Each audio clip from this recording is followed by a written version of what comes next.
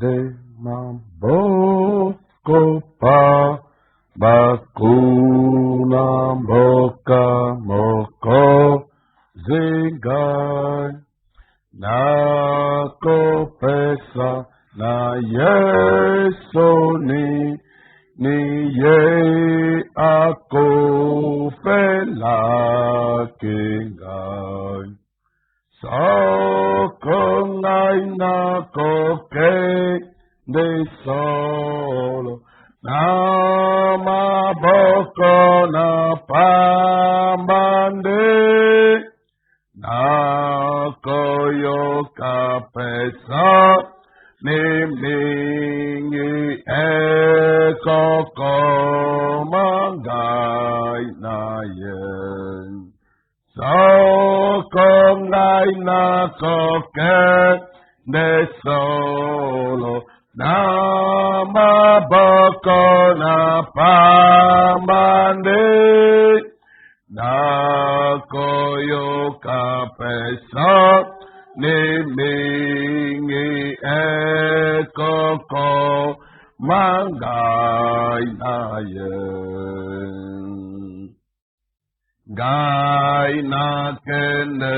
mabo kopambaye mosunge asonge ngai na kokwe ya mikolonyo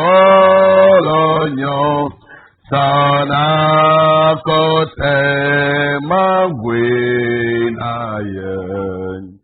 Sokongai na koke de solo na maboko na pambande na koyoka pesa ni mingi ekoko mangai na yesoko Sokongai na koke de solo na maboko na pambande na koyoka pesa ni mingi ekoko mangai na yen Gai na kende maboko pamba ekokutana ngai na ye na masomo bena motema na kozwali boza te soko Sokongai na kokende solo na maboko na pambande na koyoka pesa ni mingi ekoko mangai waye koko Sokongai na kokende solo na maboko na pambande na koyoka pesa ni mingi ekoko mangai na yen Nakopesa na ye motema nakosala na po na ye nakosalela ye na po sana bilanga nyonso yesoko Sokongai na kokene solo na maboko na pambane na koyoka peso mimbingi ekoko mangai na yesoko Sokongai na kokene solo na maboko na pa pambane nakoyoka pesoni mingi ekokomangai na yesoko tokongai na kukende solo na mabuku na pambane nakoyoka pesoni mingi ekukumangai na ye. Avec quoi me présenterai-je devant mon Dieu? Na eloko nini na komitalisa liboso ya Nzambe na ngai? Si je dois me présenter les mains toutes vides, je serai Selinga confus et tellement honteux. pamba na kozala na soni pe na kozwa mobulu. De quelle manière, avec quoi vais-je me présenter devant mon Dieu? Pe na eloko nini na komitalisa liboso ya Nzambe na ngai? Que nous apprête pendant qu'il y a l'occasion Tomi belenga banda wana tango pesa meli biso et qu'il nous équipe comme il se doit, apesa biso esengeli na biso afin que nous nous présentions en toute dignité, matina ete to ya liboso na ye na assurés d'être sauvés, tozala na esengia tobikisami d'être pardonnés, tolimbisami na masumu d'être justifiés, tobulisami d'être sanctifiés et tolombisami d'être baptisés du tobulisami Saint-Esprit, pe tozwi molimo mosantu totalement rachetés, tozwi lisiko na mobimba na yango véritablement sauvés na solo mpenza tobikisami par sa main puissante, na liboko na ye ya nguya par son action personnelle. na mosala na ye moko. Car le salut qui ne vient pas de Dieu n'est pas salut. Lobiko oyo euti na Nzambe ete ezali lobiko te. La guérison qui ne vient pas de Dieu n'est pas guérison. Lobiko na nzoto euti na Nzambe ete ezali lobiko na nzoto te. Sauve-moi, ô Dieu, et je serai sauvé. Bikisa ngai Nzambe ngai na kobikisama. Guéris-moi, ô Éternel, et je serai guéri. Bikisa ngai na nzoto pe ngai na kobikisama. Il faut que ces choses viennent de lui seul. Esengeli makambo nyonso euti epai na ye moko. Et qu'il en soit le témoin.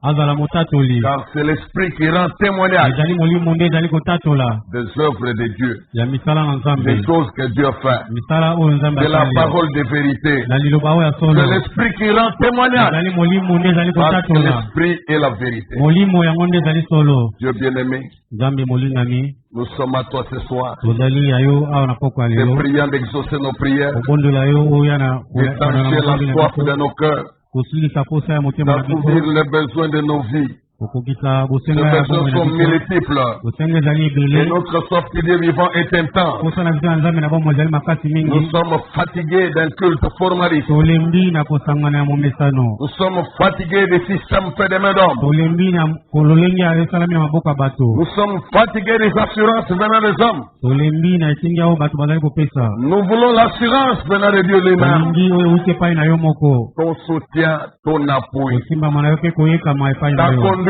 ton inspiration, kotambusa na yo mpe kokimama epai ta na yo vérité et ta puissance, solo na yo mpe nguya na yo ta royauté et ta domination. bokonzi na yo mpe kokonza na yo De cela, nos cœurs et nos vies ont tellement besoin. wana nde mitema na biso mpe bomoi na biso ezali na bosenga na Envoie yango à chacun de nous l'équipement lingola véritable moko na moko makambo oyo ebongi des soldats chrétiens, mpona mobundi oyo ya des mokristo soldats et combattants de la foi restaurée. mobundi mpe oyo azali kobatela Équipe chacun toi-même pesa moko na biso minduki ebongi pour être capable de vaincre mpona azala makoki ya chaque kolonga épreuve, chaque bataille, bimekano mpe bitumba nyonso chaque situation surprenante ou vieille. lolenge nyonso oyo komonana to ya kala Tu es Dieu en vérité ozali Nzambe na solo et nulle créature ne peut être comparée à ekelamu moko toi. ake koki kokokana na yo Dieu de notre adoration, Nzambe ya rocher de notre salut, libanga oyo alobi bénis la réunion de ce soir ambola koyangana na biso ya et papa lelo visite nos cœurs. yaka kotala mitema Au na nom biso tout-puissant de nakomona Jésus-Christ, nguya nyonso na Yesu Kristo rêche-nous ta parole, teya biso liloba na yo qu'elle nourrisse nos âmes, eleisa miela na biso éclaire nos chemins, engengisa nzela na réponde à biso nos questions, eyanola na guérisse mituna na nos biso maladies, ebikisa maladi na biso résolve tout problème.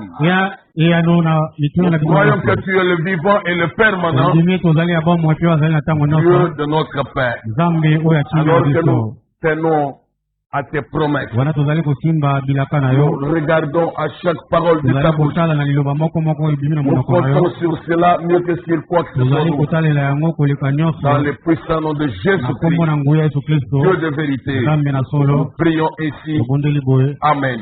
amen Nous allons lire la sainte parole de Dieu tokotanga Biblia mosantu ya Nzambe ici dans la Bible. awa kati ya Biblia. En Jean chapitre 5, Yohani ya yango mokapo ya mitano verset 6. mulongwa motoba. C'est lui, Jésus-Christ, qui est venu avec de l'eau et du sang. Non avec l'eau seulement, mais avec l'eau et avec le sang.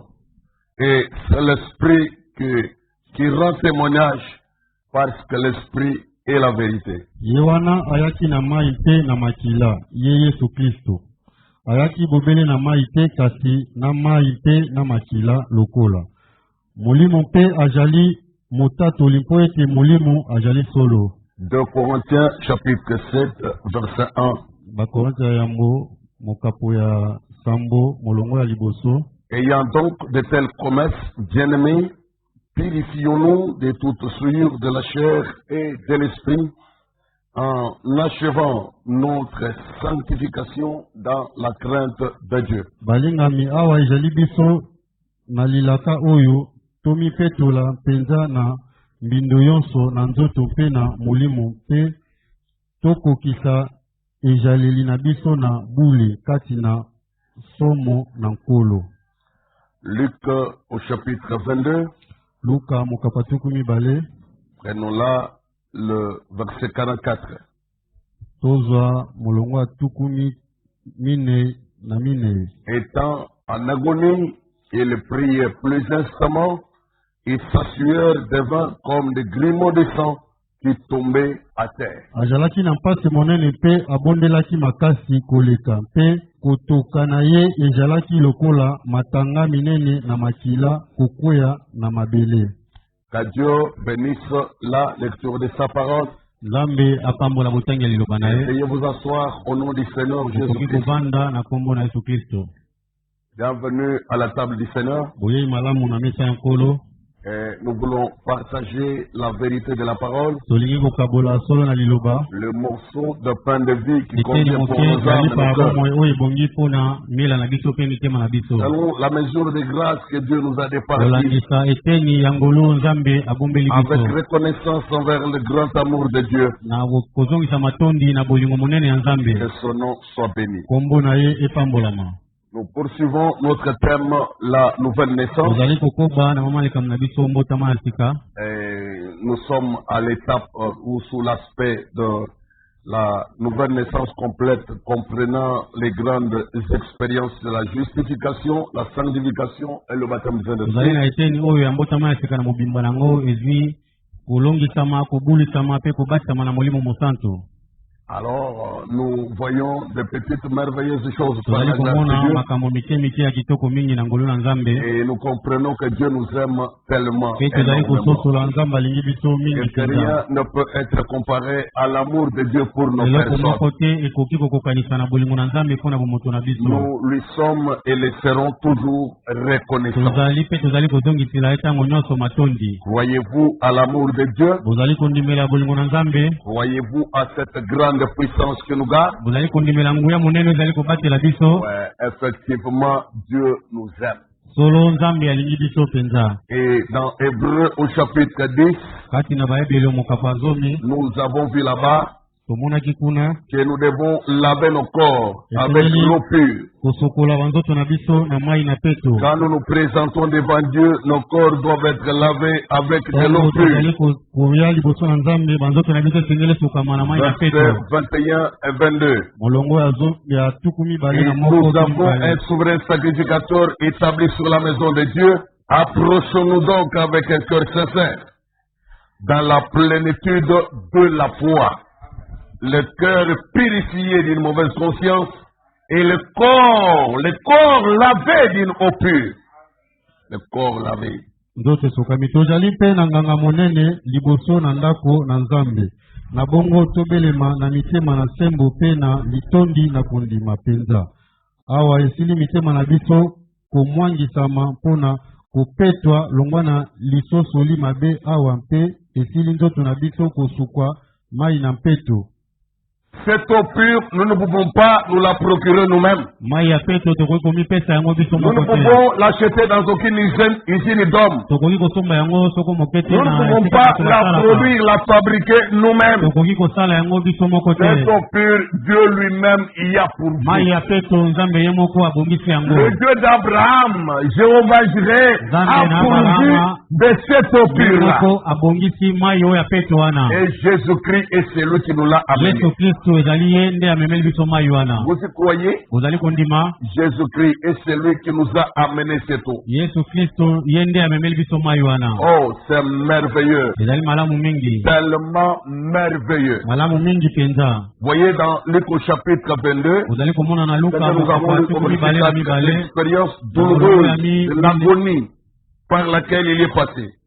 oyo yesu alekaki nango eloko ya pasi mpenza oyo ya pasi mingi oyo alekaki Voyez, bomoni les frères Branham commencent cela dans la prédication. leko branam azali Vivant, kolobela maloba likolo mourant, enseveli, kokufa ressuscitant, kokunda kosekwa revenant. mpe kozonga Vivant, mourant, enseveli, ressuscitant et Kofika. revenant.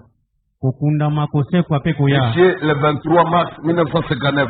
eteyami na mobu wana Le paragraphe 31 et 32. Écoutez, yango atuku misato na moko ki tuku misato na misato quand on voit ce qui est arrivé à Jésus-Christ dans Luc 22 au verset 44, ntango tozali komona ekomelaki yesu na molongo ya luka et même quand il est allé jusqu'à la croix du ntango Calvaire, akendaki kino na À kalvario Golgotha. kuna na golgota écoutez les commentaires exceptionnels. oyoka maloba likolo ya ndeko bana L'homme ne saura jamais ce que cela a été. moto akoyeba te eloko nini elekaki wana L'homme par lui-même comme ça moto na ye moko ne saura jamais ce que cela a été. akoyeba te nini ezalaki likambo wana Donc, de le savoir par soi-même, koyeba yango na yo moko par des recherches personnelles et des fouilles na littéraires, kolukaluka la revue de littérature et tout ça, kotanga mikanda ya bakombi l'homme ne saura jamais ce que cela a été. moto akoyeba te eloko elekaki wana Voilà la raison. tala tina C'est que personne d'autre ne pourrait jamais mourir comme cela. moto moko te akoki kokufa lolenge wana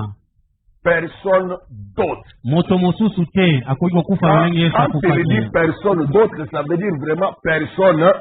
ntango alobi moto mosusu te elingi koloba moto mosusu te En dehors de la personne de na Jésus-Christ. libanda ya bomoto na yesu kristo Et la mort qu'il a connue à la croix là. liwa oyo akufelaki lolenge Personne d'autre ne peut mourir comme lui était mort. moto mosusu akoki kokufa lokola ye akufaki te Ni un apôtre, ni un toma moko prophète, te ni un mosakoli messager, ni te un motindami pasteur, moko to mobateli moko te ni un homme inspiré, to moto moko apimami ni une sainte femme. to mwasi moko mosanto On dirait pareil à la Vierge Marie. tokoloba akokani na ngondo maria Non, personne d'autre moto moko te ne peut mourir comme cela. akoki kokufa Même pas William Branham lui-même. ata ndeko branam La mort dont Jésus-Christ était mort là. liwa oyo yesu akufaki kuna Personne d'autre ne peut mourir moto comme cela. mosusu akoki kokufa lokola ye te Alors, n'osez pas faire des aventures et des comparaisons de kosala baptême maseki te kokokanisaka et penser que la mort de Jésus-Christ serait comparable à celle de Napoléon Bonaparte, kokanisaka akufa yesu celle de lokola Patrice kokufa yango Emery na Napoléon, Lumumba, lokola celle de Laurent Désiré Kabila ou Amakolo,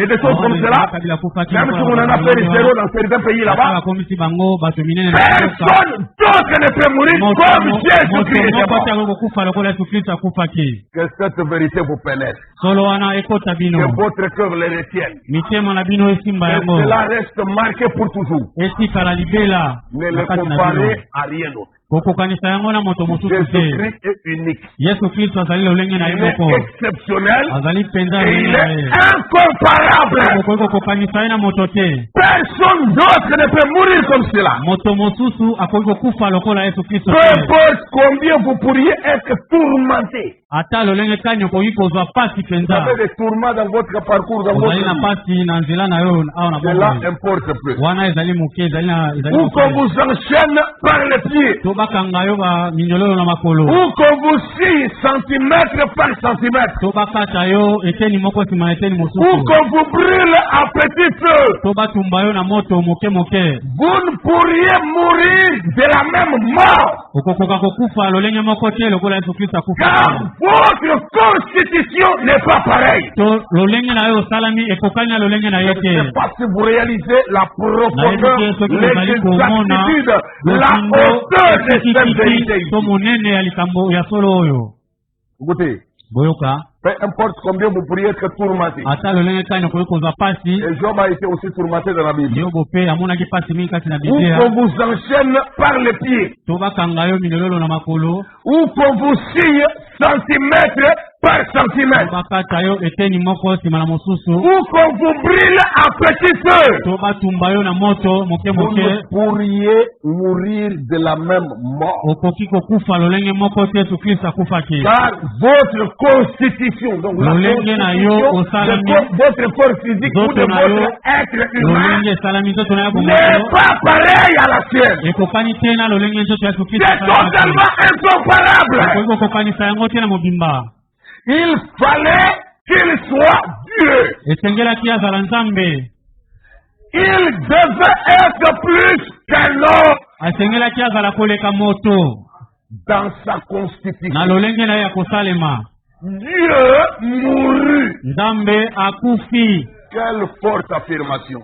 Dieu Kokokisama mourut. lolenge oyo nzambe akufi Dieu l'immortel. nzambe oyo akoki kokufa te Dieu akufi à travers ce corps-là. na nzela ya nzoto wana Il est mort, le cœur brisé, akufaki motema etutisani makasi tellement affligé ayokaki pasi mingi mpenza pour le monde mpo na mokili qu'une réaction chimique lolenge moko esalamaki na nzoto qui na ye ne pourrait pas se produire en vous, oyo ekoki kosalema te mais na keti na produite yo dans son corps. esalamaki na nzoto na ye Le degré de l'affliction lolenge ya kotutusama makasi dont makasi il était l'objet, ye oyo akomaki lolenge wana c'était une affliction ezalaki kotutusama ya lolenge oyo pour le monde entier mpo na mokili mobimba qui a provoqué une réaction chimique dans son esali corps. lolenge moko kati na nzoto na Et ye ce genre de réaction chimique-là lolenge ya kosalema wana ne pourrait pas se produire en vous, ekoki kosalema epai na yo te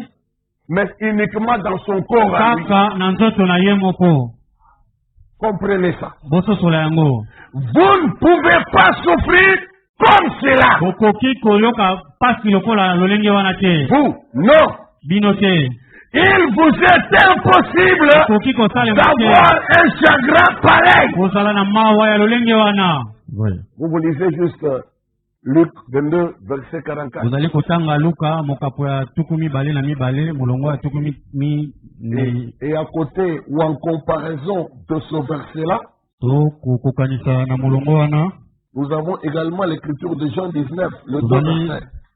mpe na yohane Jean 19, verset 34. Mais un des soldats lui perça le côté avec une lance. Et aussitôt, il sortit du sang et de l'eau. Voyez, séparément. kasi moko na basoda atoboli mopanzi na ye na likonga mpe noki makila mpe mai mabimi Voyez ça? bomoni yango Et dans Luc 22, verset 44. tuku mibale na mibale molongo ya tuku mine Étant en agonie, il priait plus instamment.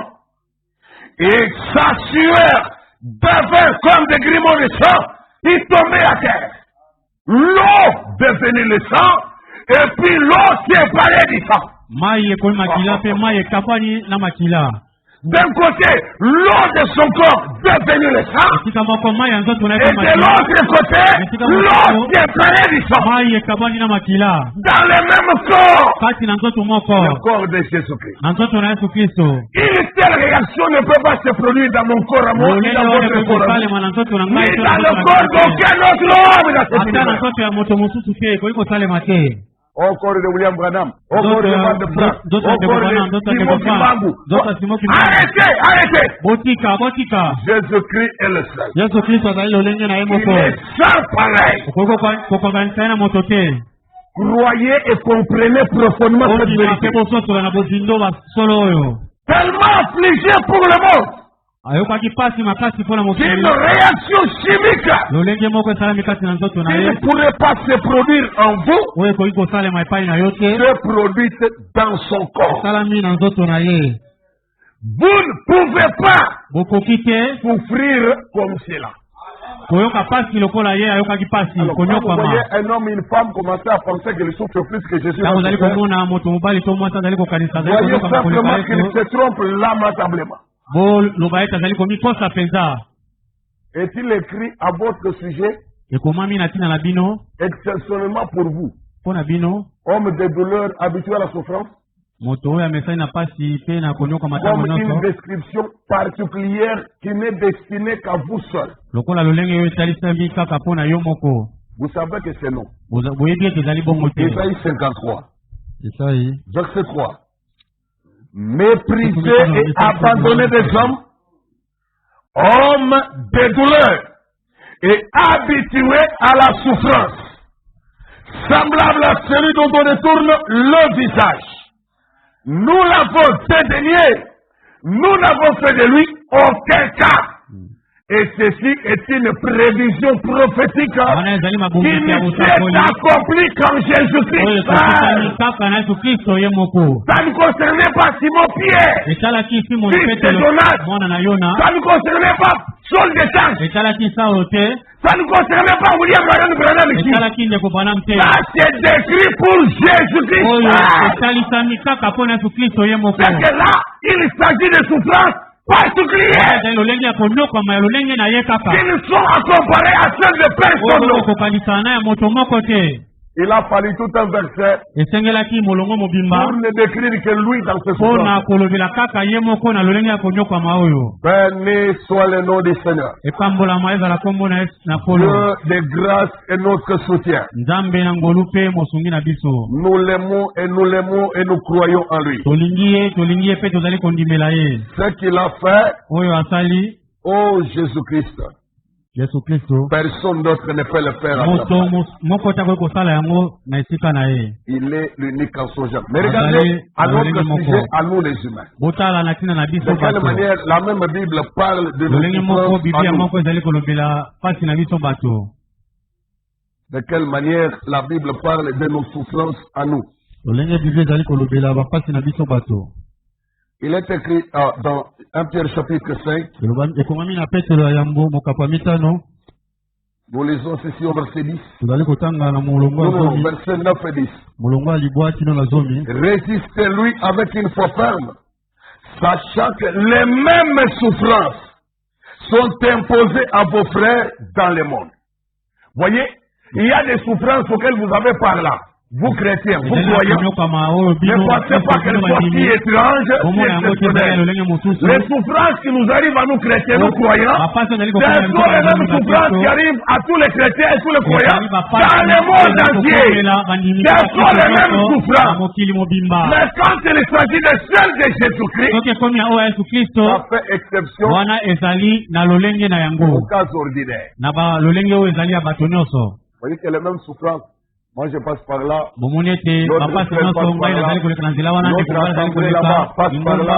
L'autre église là-bas passe par là. Les mêmes souffrances. Mais quand il s'agit des souffrances de Jésus-Christ, vous ne pouvez pas souffrir comme cela.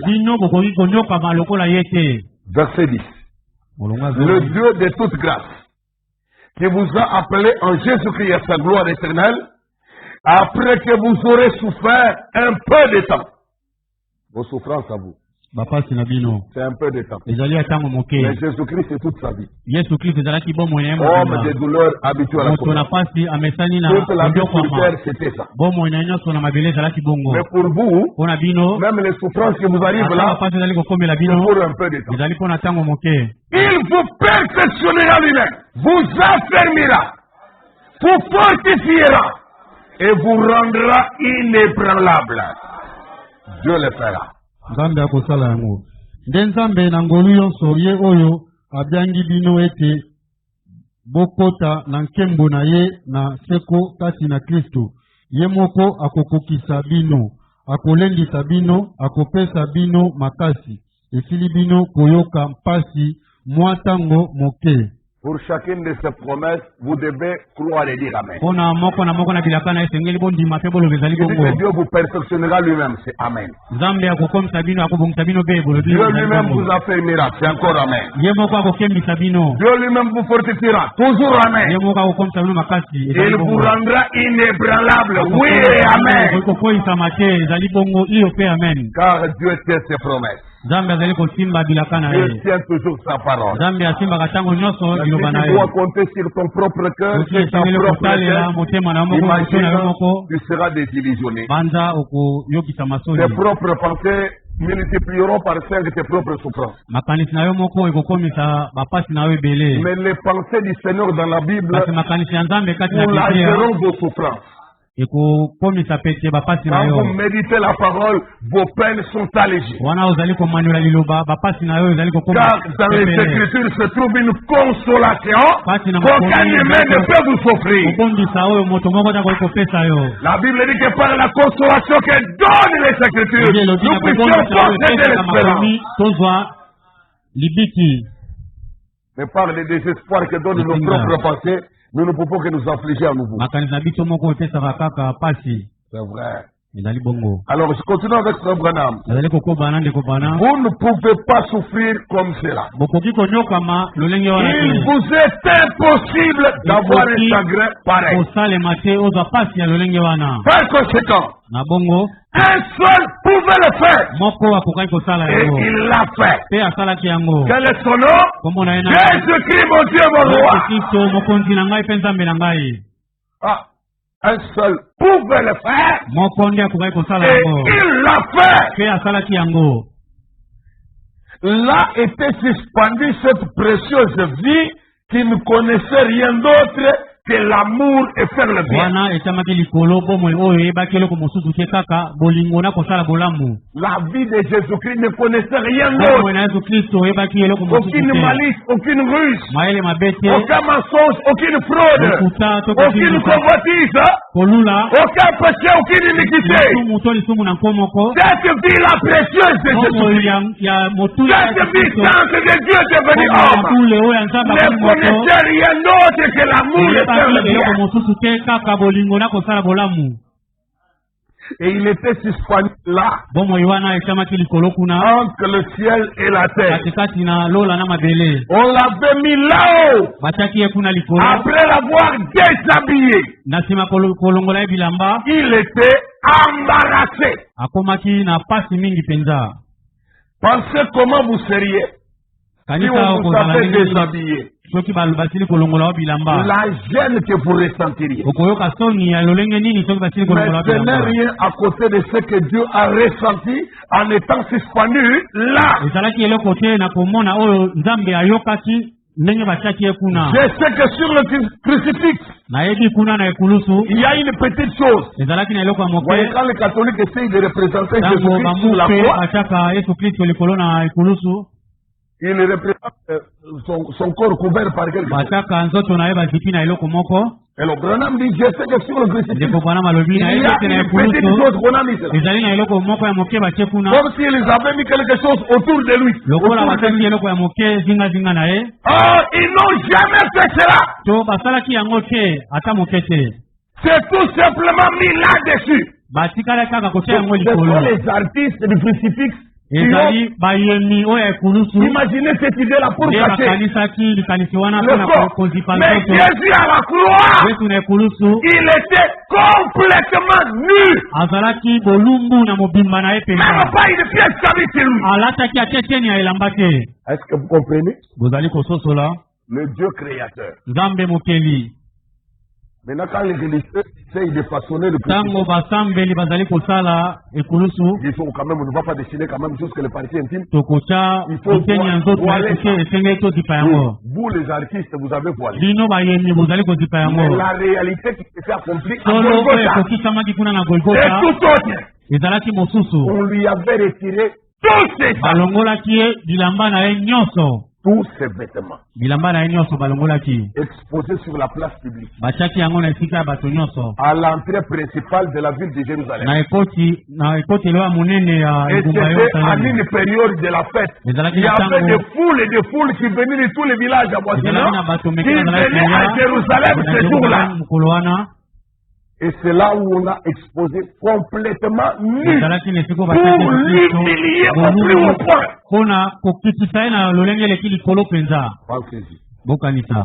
Lui qui n'avait rien fait. Ye atikala kosala eloko te ya La mabe. précieuse et sainte vie qui ne connaissait que l'amour Bomone malamu et faire oyo le bien. yebaki kaka bolingo na kosala bolamu. Mais subir un tel traitement. Kasi kozwa lolenge ya kosala ya lolenge wana Il était embarrassé. akomaki na pasi mingi.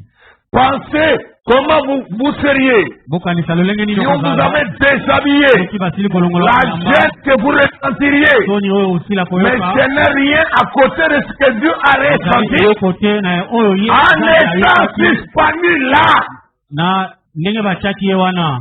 Je sais que sur le crucifix, il y a une petite chose. Na ekulusu ezali na eloko moko ya moke. Comme s'ils avaient mis quelque chose autour Lokola de lui. basilaki kotia eloko moko zingazinga na Or, ye. ils n'ont jamais fait cela.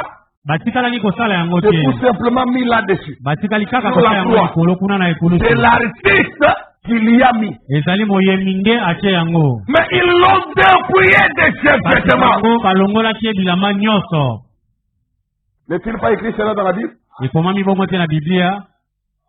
Et la dernière des tuniques qui était restée sur son corps. La Bible ne Bilamba dit ya pas. suka. Ils se sont tirés cela au corps Wana basilaki kobeta yango na pour savoir à qui ça allait revenir. ekotikala ya nani. Dernier verrou qui vous pêchez. Elamba ya suka oyo etikali kozipa ye. Ils ont pris d'abord ses vêtements. Bazwi nano bilamba na ye. Ils se les ont partagés. Bakaboli yango. L'un a pris les manteaux. Moko Il a azwi pris un peu l'histoire. L'autre a oyo elamba oyo Ils se sont partagés. bakaboli yango. Et le dernier a dit qu'il est fini la Elamba Bible. oyo ya suka etikalaki. Ils se sont maintenant tirés cela au sort. Batikali kobeta yango Donc, lokola les plus masano. forts prennent. Oyo ya makasi azwa yango. Awa, awa. Ouh! Abendiwa makasi On a azwa. tout enlevé. Balongoli ye nyonso. Voilà les souffrances du Christ mourant à Golgotha bapasi na Kristo kokufa kaka na Golgotha kuna pour nos péchés, mpona masumu na biso, pour nos iniquités, mpona masumu na biso na nko, pour notre ivresse, mpona kolangwa masanga na biso, nos boissons alcooliques, komela masanga oyo les elangwisaka, convoitises et les impudicités, le mensonge, kolula mpe les kindumba, adultères, kokosa, les inimitiés, kozanga koyokana, hein, l'amertume, babololo na motema, et toutes ces choses mauvaises makambo de la nyonso ya mabe wana, il est allé subir cette iniquité. akendaki kozwa soni wana kuna. Ils l'ont dépouillé de ses vêtements. Balongoli ye bilamba na ye nyonso, Il portait une robe, alataki elamba moko, ils l'ont arraché de lui et se la sont tirés au sort. balongoli yango ye mpe basili kosala lokola C'est ce masano. que les évangiles rapportent. Yango nde sango malamu ezali komemela biso, ezali koloba. Ils lui ont retiré ses vêtements, ils Balongoli se sont bilamba, partagés cela. Voyez bakaboli le yango, c'est le partage. kokabola ezali L'un a kokabola. pris ceci, Moko l'autre a azwi pris cela, oyo, l'autre a mosusu pris azwi cela. wana. Mais le dernier vêtement qui nous Elamba oyo ya restait, suka etikala na ils ye, ont tiré cela au sort. basili kosala lokola masano, moya makasi azwa yango akende na yango. Lisez bien Matthieu 27, vous verrez ces choses. Botanga Matai tuku mibale na sambo komona Et makambo wana. lisez bien Jean 19, vous verrez ces choses-là. Botanga Yohane zomi na libwa bokomona makambo Lisez wana. encore Luc 23, vous trouvez ces choses-là. Botanga Luka tuku mibale na misato komona makambo Alors, wana. le péché est cruel. Lisumu ezali mabe mingi. Nous ne pouvons pas les tolérer, ni Tokoki continuer kondima à yango les te. pécher. Tokokende kokoba Le koko. péché doit être répété de nos vies. Masumu esengeli ebima na bomoi na biso. Parce que cela est arrivé à Jésus-Christ, le Fils de Dieu, komelaki Yesu mwana mpate na pour Nzambe. expier nos péchés. Mpona kolongola Alors masumu tout na péché biso. doit être chassé de nos Masumu vies. nyonso esengeli ebenga na kati na bomoi na biso. Chassé de nos Tokanga na maisons. yango na bandako na biso. Voué à la malédiction Ekende na kolatelama mabe lisumu nyonso. de vous. Pas interdit. Tosala yango te. Plus jamais ça. Tokoki kosala bongo Ni te. dans l'église, ni dans Ata nos kati na maisons. linguma na Nzambe. Ni dans nos vies, ni dans notre marche. Plus jamais le péché. Lisumu tokoki kosalema lisusu te. Voilà pourquoi personne ne peut passer par la croix. Moko et moko rester te là. akoki koleka na nzela ya kulusu atikala lolenge moko. Tu Ekoki ne kosalema peux pas te. voir tout ça. Okoki komona nyonso La wana te. représentation spirituelle de tout Kodalisama ya ça. molimo ya nyonso Et wana. continuer encore à mener une vie de, Kokoba kobika bomoi ya de, bindo. de formalisme Bomoi religieux. ya lolenge ya libanda ya En se kosambela. contentant d'être membre d'une assemblée d'une église. Kosepela kaka kozala na eklesia ya lingomba. Ça doit te pousser à bout. Ekokomisa wana À suka. chercher le Saint-Esprit. Koluka molimo À mofusu. mourir à ton vieil homme. Mpona bomoto na oyo ya kala. Et à revêtir l'homme nouveau. Kolata bomoto na sika. Je sais de quoi je parle. Nayebi nazali kolobela nini. Car moi, je me suis passé par là. Ngai moko naleki na nzela wana. Mes chers amis, Baninga na vous ngai. ne pouvez pas rester la même personne. Okoki kotikala moto moko te. On ne peut plus vous forcer d'abandonner les choses du monde. Bakoki kotindikisa na makasi te otika biloko ya mokili. Personne n'aura besoin d'insister auprès de vous moto te akotindika wana makasi pour obtenir que tu abandonnes les boucles d'oreilles, mpona otika biloko ya les matoi pénis à ongles, les Baïla na mèches et les mazaka, plantes, les bamesa maquillages, kopakola les pakola. coiffures mondaines, basuki ya lolenga mokili l'habillement mondain. kolata lolenga mokili Personne n'aura besoin d'insister. moto te akotindika wana makasi La vie du péché mourra sur le coup. bongo ya masumu ekokufa yango moko. Amen. Beaucoup parlent de Jésus, mingi bazali kolobela Yesu, mais Jésus ne s'est pas encore révélé à eux. Yesu amitalisi nano epai na bango Ils ne te savent pas de qui il parle. bayebi te bazali kolobela Il nani, parle d'un personnage de l'histoire, bazali kolobela moto moko ya dont l'histoire de la masolo. Bible raconte, lisolo ya le biblia passé, ezali kolobela na ntango eleka ou dont les brochures de William Branham racontent certaines actions accomplies au XXe to siècle. mateya ya ndeko panama ezali kolobela makambo esalami na ntango oyo Mais tozali. la réalité de qui est Jésus-Christ, kasi solo ya yesu kristo azali nani, ils ne l'ont pas. bazali na yango te. Voilà pourquoi le monde a encore l'emprise sur eux. tala ntina ya mokili ezali nani kokonza Voilà bango, pourquoi le péché a de l'emprise sur tala ntina ya eux. lisumu ezali nani kokonza bango, Il les attire encore, ezali kobenda bango nanu, les intéresse encore. ezali kopesa bango nanu, Ils sont jamais bazali créés kobetama de nanu, nouveau.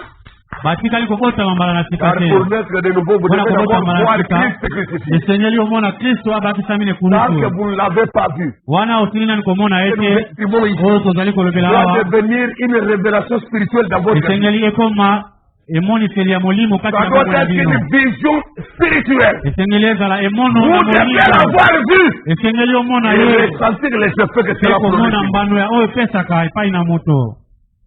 Christ est enfin comme crucifié. kristo bayemi ye lokola abakisami nekulusu, C'est la chose qui déclenche la mort en soi. ezali eloko oyo ekobandisa komikufisa kati na yo C'est ce moko, qui vous précipite vers la nouvelle naissance. yango nde ekotindika wana makasi na mbotama na sika. Mon frère, ma soeur, ndeko na ngai ya mobali mpe ndeko ya mwasi, chaque âme doit passer par là. mwela moko na moko eza esengiseli esengeli aleka na nzela Si tu wana. trouves ça trop compliqué et soki ozali komona yango impossible, ezali na pasi sache mingi, que le ciel n'est pas pour toi. yeba ete lola ezali mpo na yo Parce que je te. t'annonce que tu n'y seras pas. nazali kolobela yo kozala te À cette allure-là, na lolenge wana. chacun doit voir Christ crucifié. moto moko na moko esengeli amona kristo oyo abakisami Car nekulusu, il est le seul sauveur qui y a. azali mobikisi moko oyo azali Le seul sauveur qu'il faut. mobikisi moko oyo ebongi.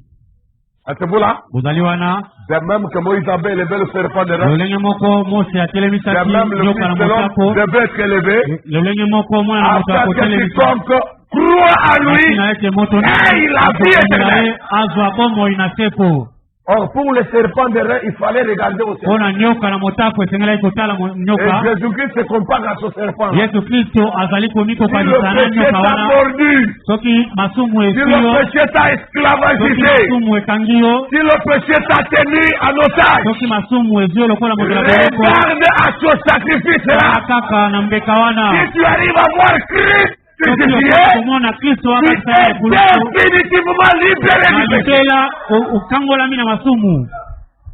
C'est la puissance mystique ezali nguya oyo ya oyo eleki likolo, qui nous a franchis du péché. oyo ezali kotikola biso na masumu, ezali kokomisa biso La nsomi. puissance mystique nguya oyo eleki likolo, qui libère oyo efficacement, ezali kokangola na makasi mpenza, qui fera que la sainteté que tu vas reproduire oyo ekosala ete bosantu oyo ne sera kosalisa jamais une fabrication personnelle ekozala bosantu oyo yo moko misaleli te, ou juste une discipline de la vie to personnelle. okonde moko mipesi ya Parce que kotambola. la discipline de la vie personnelle, les musulmans se la donnent, mais ils ne sont pas okonde sauvés. oyo ya lolenga komitambisa Les occultistes peuvent s'imposer une discipline de vie, bato mais ils ne sont babendaka pas miyunga sauvés. mpe basalaka yango kasi C'est à babikaka te. travers le sang de l'agneau, ezali na nzela na makila na rien que makasi, le sang, kaka makila que la liberté est obtenue pour wana l'éternité. bosomi ezwami mpo na libela na libela.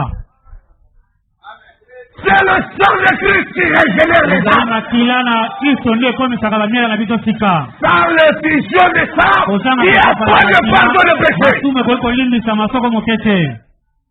Vous devez passer par là. esengeli boleka nzela wana, C'est tellement sérieux ezali mpenza ya solo. et je suis responsable pour vous le dire. nazali na mokumba ya koyebisa bino lolenge oyo. Amen, amen. Amen. Il a été embarrassé à l'extrême. ayokaki pasi na suka Et penza pourtant, lui qui était Dieu, bongo ye azalaki nzambe il se tenir là akokaki kotelema wana et laisser des pécheurs lui cracher au visage. kotika basumuki babwakela ye soyi lelongi Et pourtant, bongo lui qui était l'essence même de la pudeur. ye azalaki ntina kutu ya soni L'essence de la pudeur. ntina ya La pudeur. Limemia ya nzoto. limemia ya nzoto Ayeba ikobomba nzoto renenge sengeli. Et lui, Christ était l'essence. ye kristu azalaki limemia ya nzoto kutu Il était l'essence. Azalaki Essence lolenge. ya mutuka. Voyez la chose, l'essentiel. okay. Il était l'essentiel même de la pudeur. azalaki ntina kutu ya kobomba nzoto Yenda azalaki motuya ya bobombi nzoto. Mais on l'a exposé tout nu. batie ye wana bolumbu Lui qui a enseigné la pudeur aux autres. ye azalaki kotangisa kobomba nzoto epai ya bato mosusu Mais on les déshabille totalement. balongoli ye bilamba nyonso mpenza Pour ne lui laisser ni chaussettes, ni gants, kotika ata eloko moko na nzoto na ye te ni masque, ni rien. ata eloko moko te Tel qu'il était né sur terre. lokola abotamaki na mabele Mais un adulte de 33 ans environ. mokolo ya mobu tukumi Un homme très populaire pour ses miracles et les moto œuvres de ayebanaki Satan, mingi mpo na misala na ye na nguya mpe na qui était redoutable, intouchable en Israël. azalaki moto bakoki kosimba te moto bakoki kobeta tembe na ye Mais on l'a te réduit à ce niveau-là. bakomisaki bakitisaki ye kino na mosanda Les wana petits pécheurs pouvaient venir basukuti ya mike cracher bakoya en bakobwakela ye soki na elongi des petits tuberculeux. bato oyo Amène avec des classes. C'est des sangs et des pus. ezali na Et il racle la makila mpe na Là. babwakeli yesu kuna na elongi Et il devait regarder ça. asengelaki atala kaka bongo Même pas dire un mot. asilaki koloba ta liloba moko te Même pas réclamer quoi que ce soit. ata kosenga makoki na ye Il ya devait eloko tout moko subir en silence. esilaki ayamba makambo nyonso na kimia Comme une brebis muette devant ceux qui lokola l'attendent. mpate oyo alobaka te bato bazali kokata ye kunza Il n'a ni réagi, ni menacé. azongisaki maloba to apamelaki bango te Mettez-vous à cette place-là.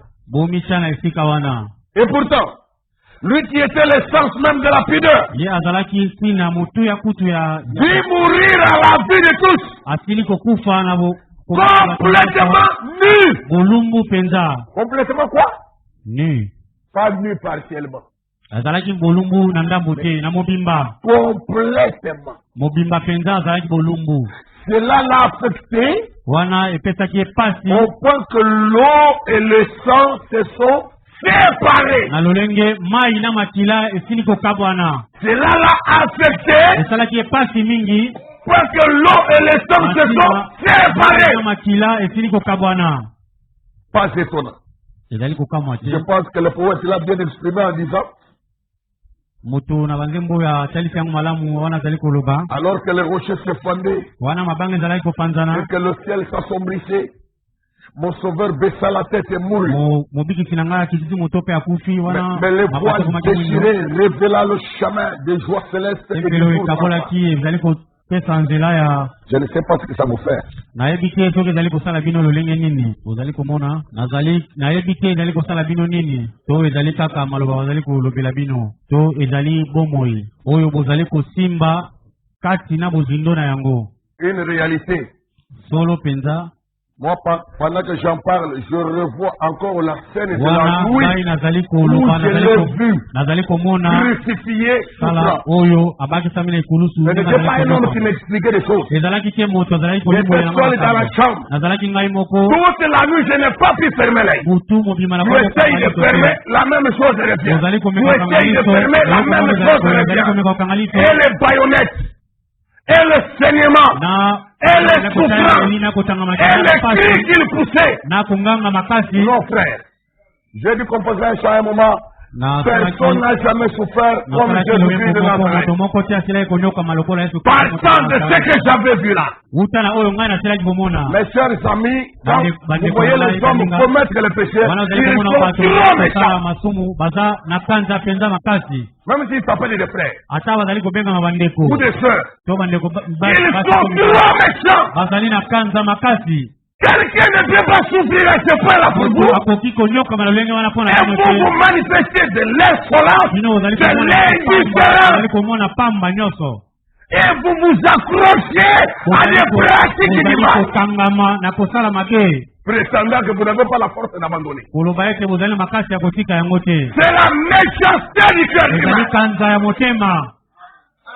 Tu es cruel, mon ami.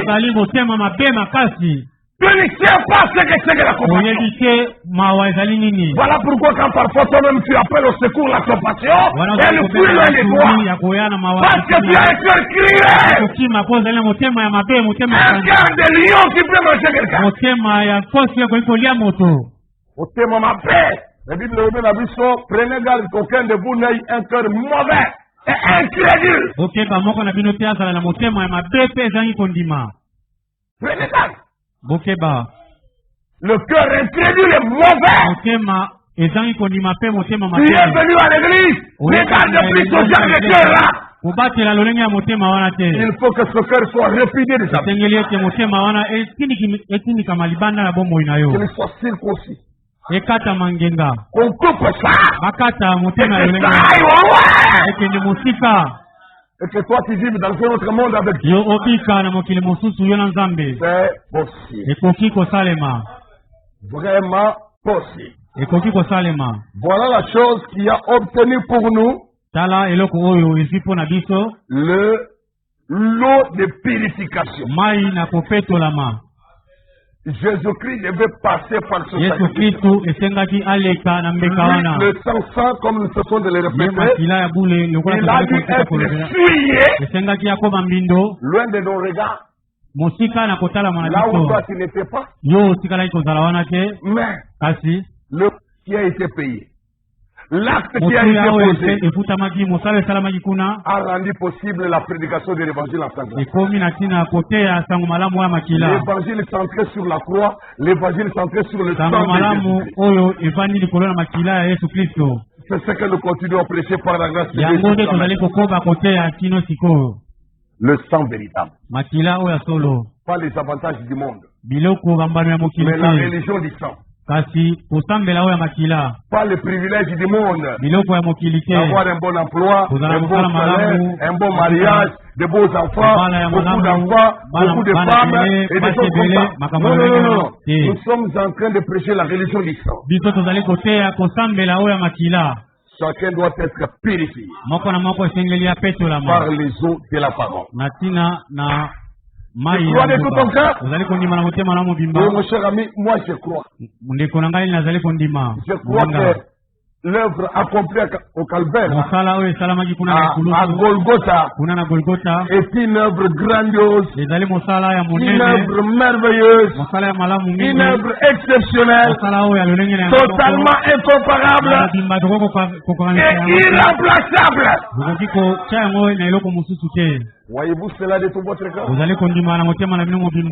C'est tellement merveilleux. Jésus-Christ a fait du travail pour nos cœurs. Il a fait du travail pour nos âmes. Alors, dans le sermon, la parole parlée est la semence originelle. Du 18 mars 1962 matin, paragraphe 204. Qu'est-ce qu'il était? Il se fait lui-même homme.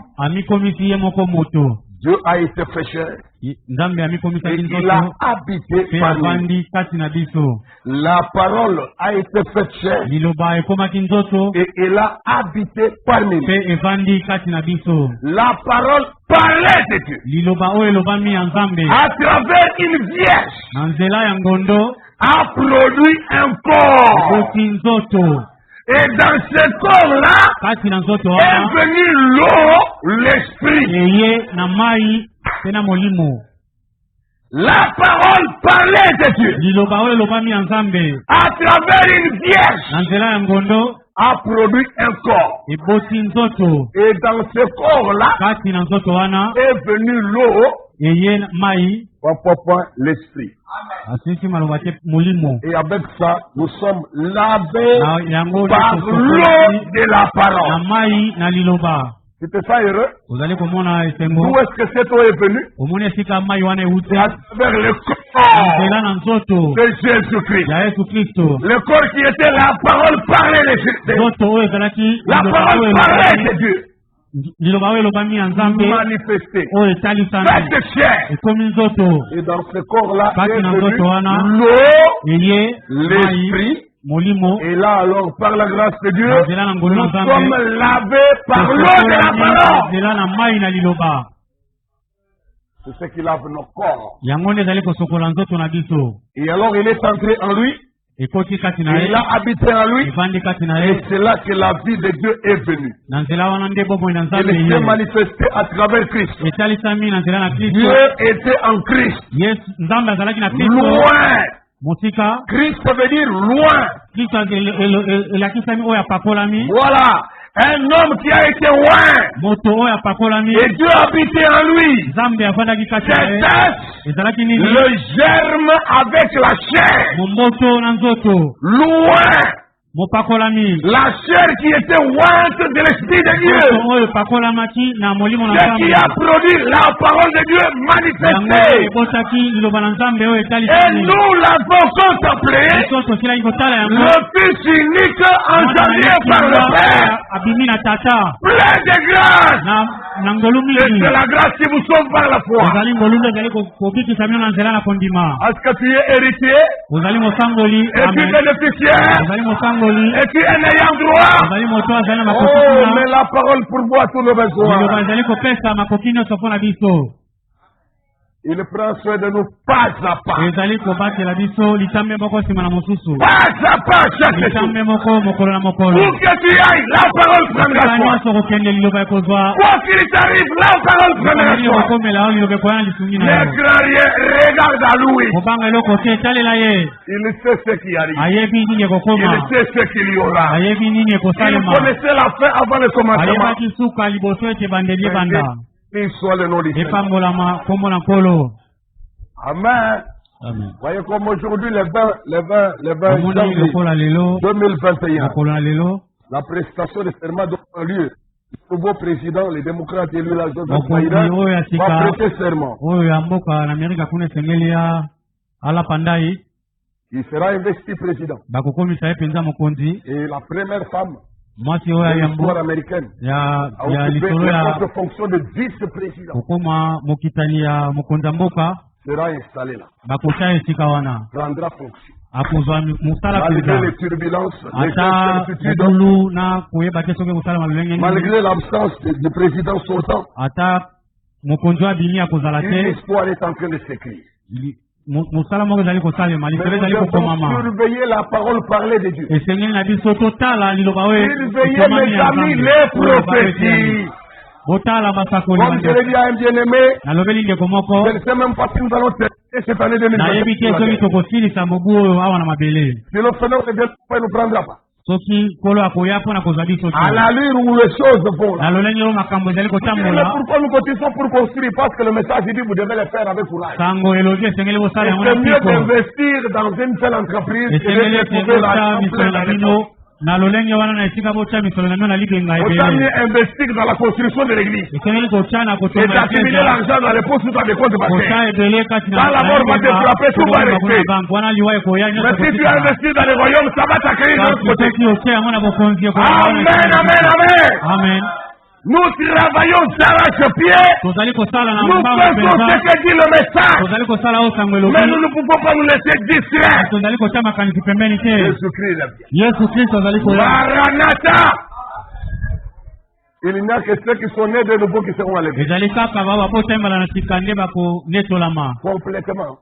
oyo babotembala na sika na mobimba Complètement mpenza nés de nouveau. oyo babotami Justifiés par la foi. balongisami na kondima Sanctifiés par le sang. babulisami na makila Scellés du Saint-Esprit dans l'âme. mpe bazwi ndanga na molimo mosantu Il n'y na a mwela que ceux-là qui seront dans la maison. ezali kaka bao wana nde bakozala na Roi, konetolama homme ou femme, qui n'a mwasi to que mobali oyo chose, ozali na sache que tu es biloko wana encore te yeba perdu. ete Tu es dans une situation kokufa d'incertitude totale. ozali na lolenge oyo oyebi te ya mobimba mpenza Il te faut la nouvelle naissance complète. esengeli yo kobotambala na sika na mobimba na yango Dans 2 Corinthiens ici, kati na bakorinte ya mibale chapitre 7.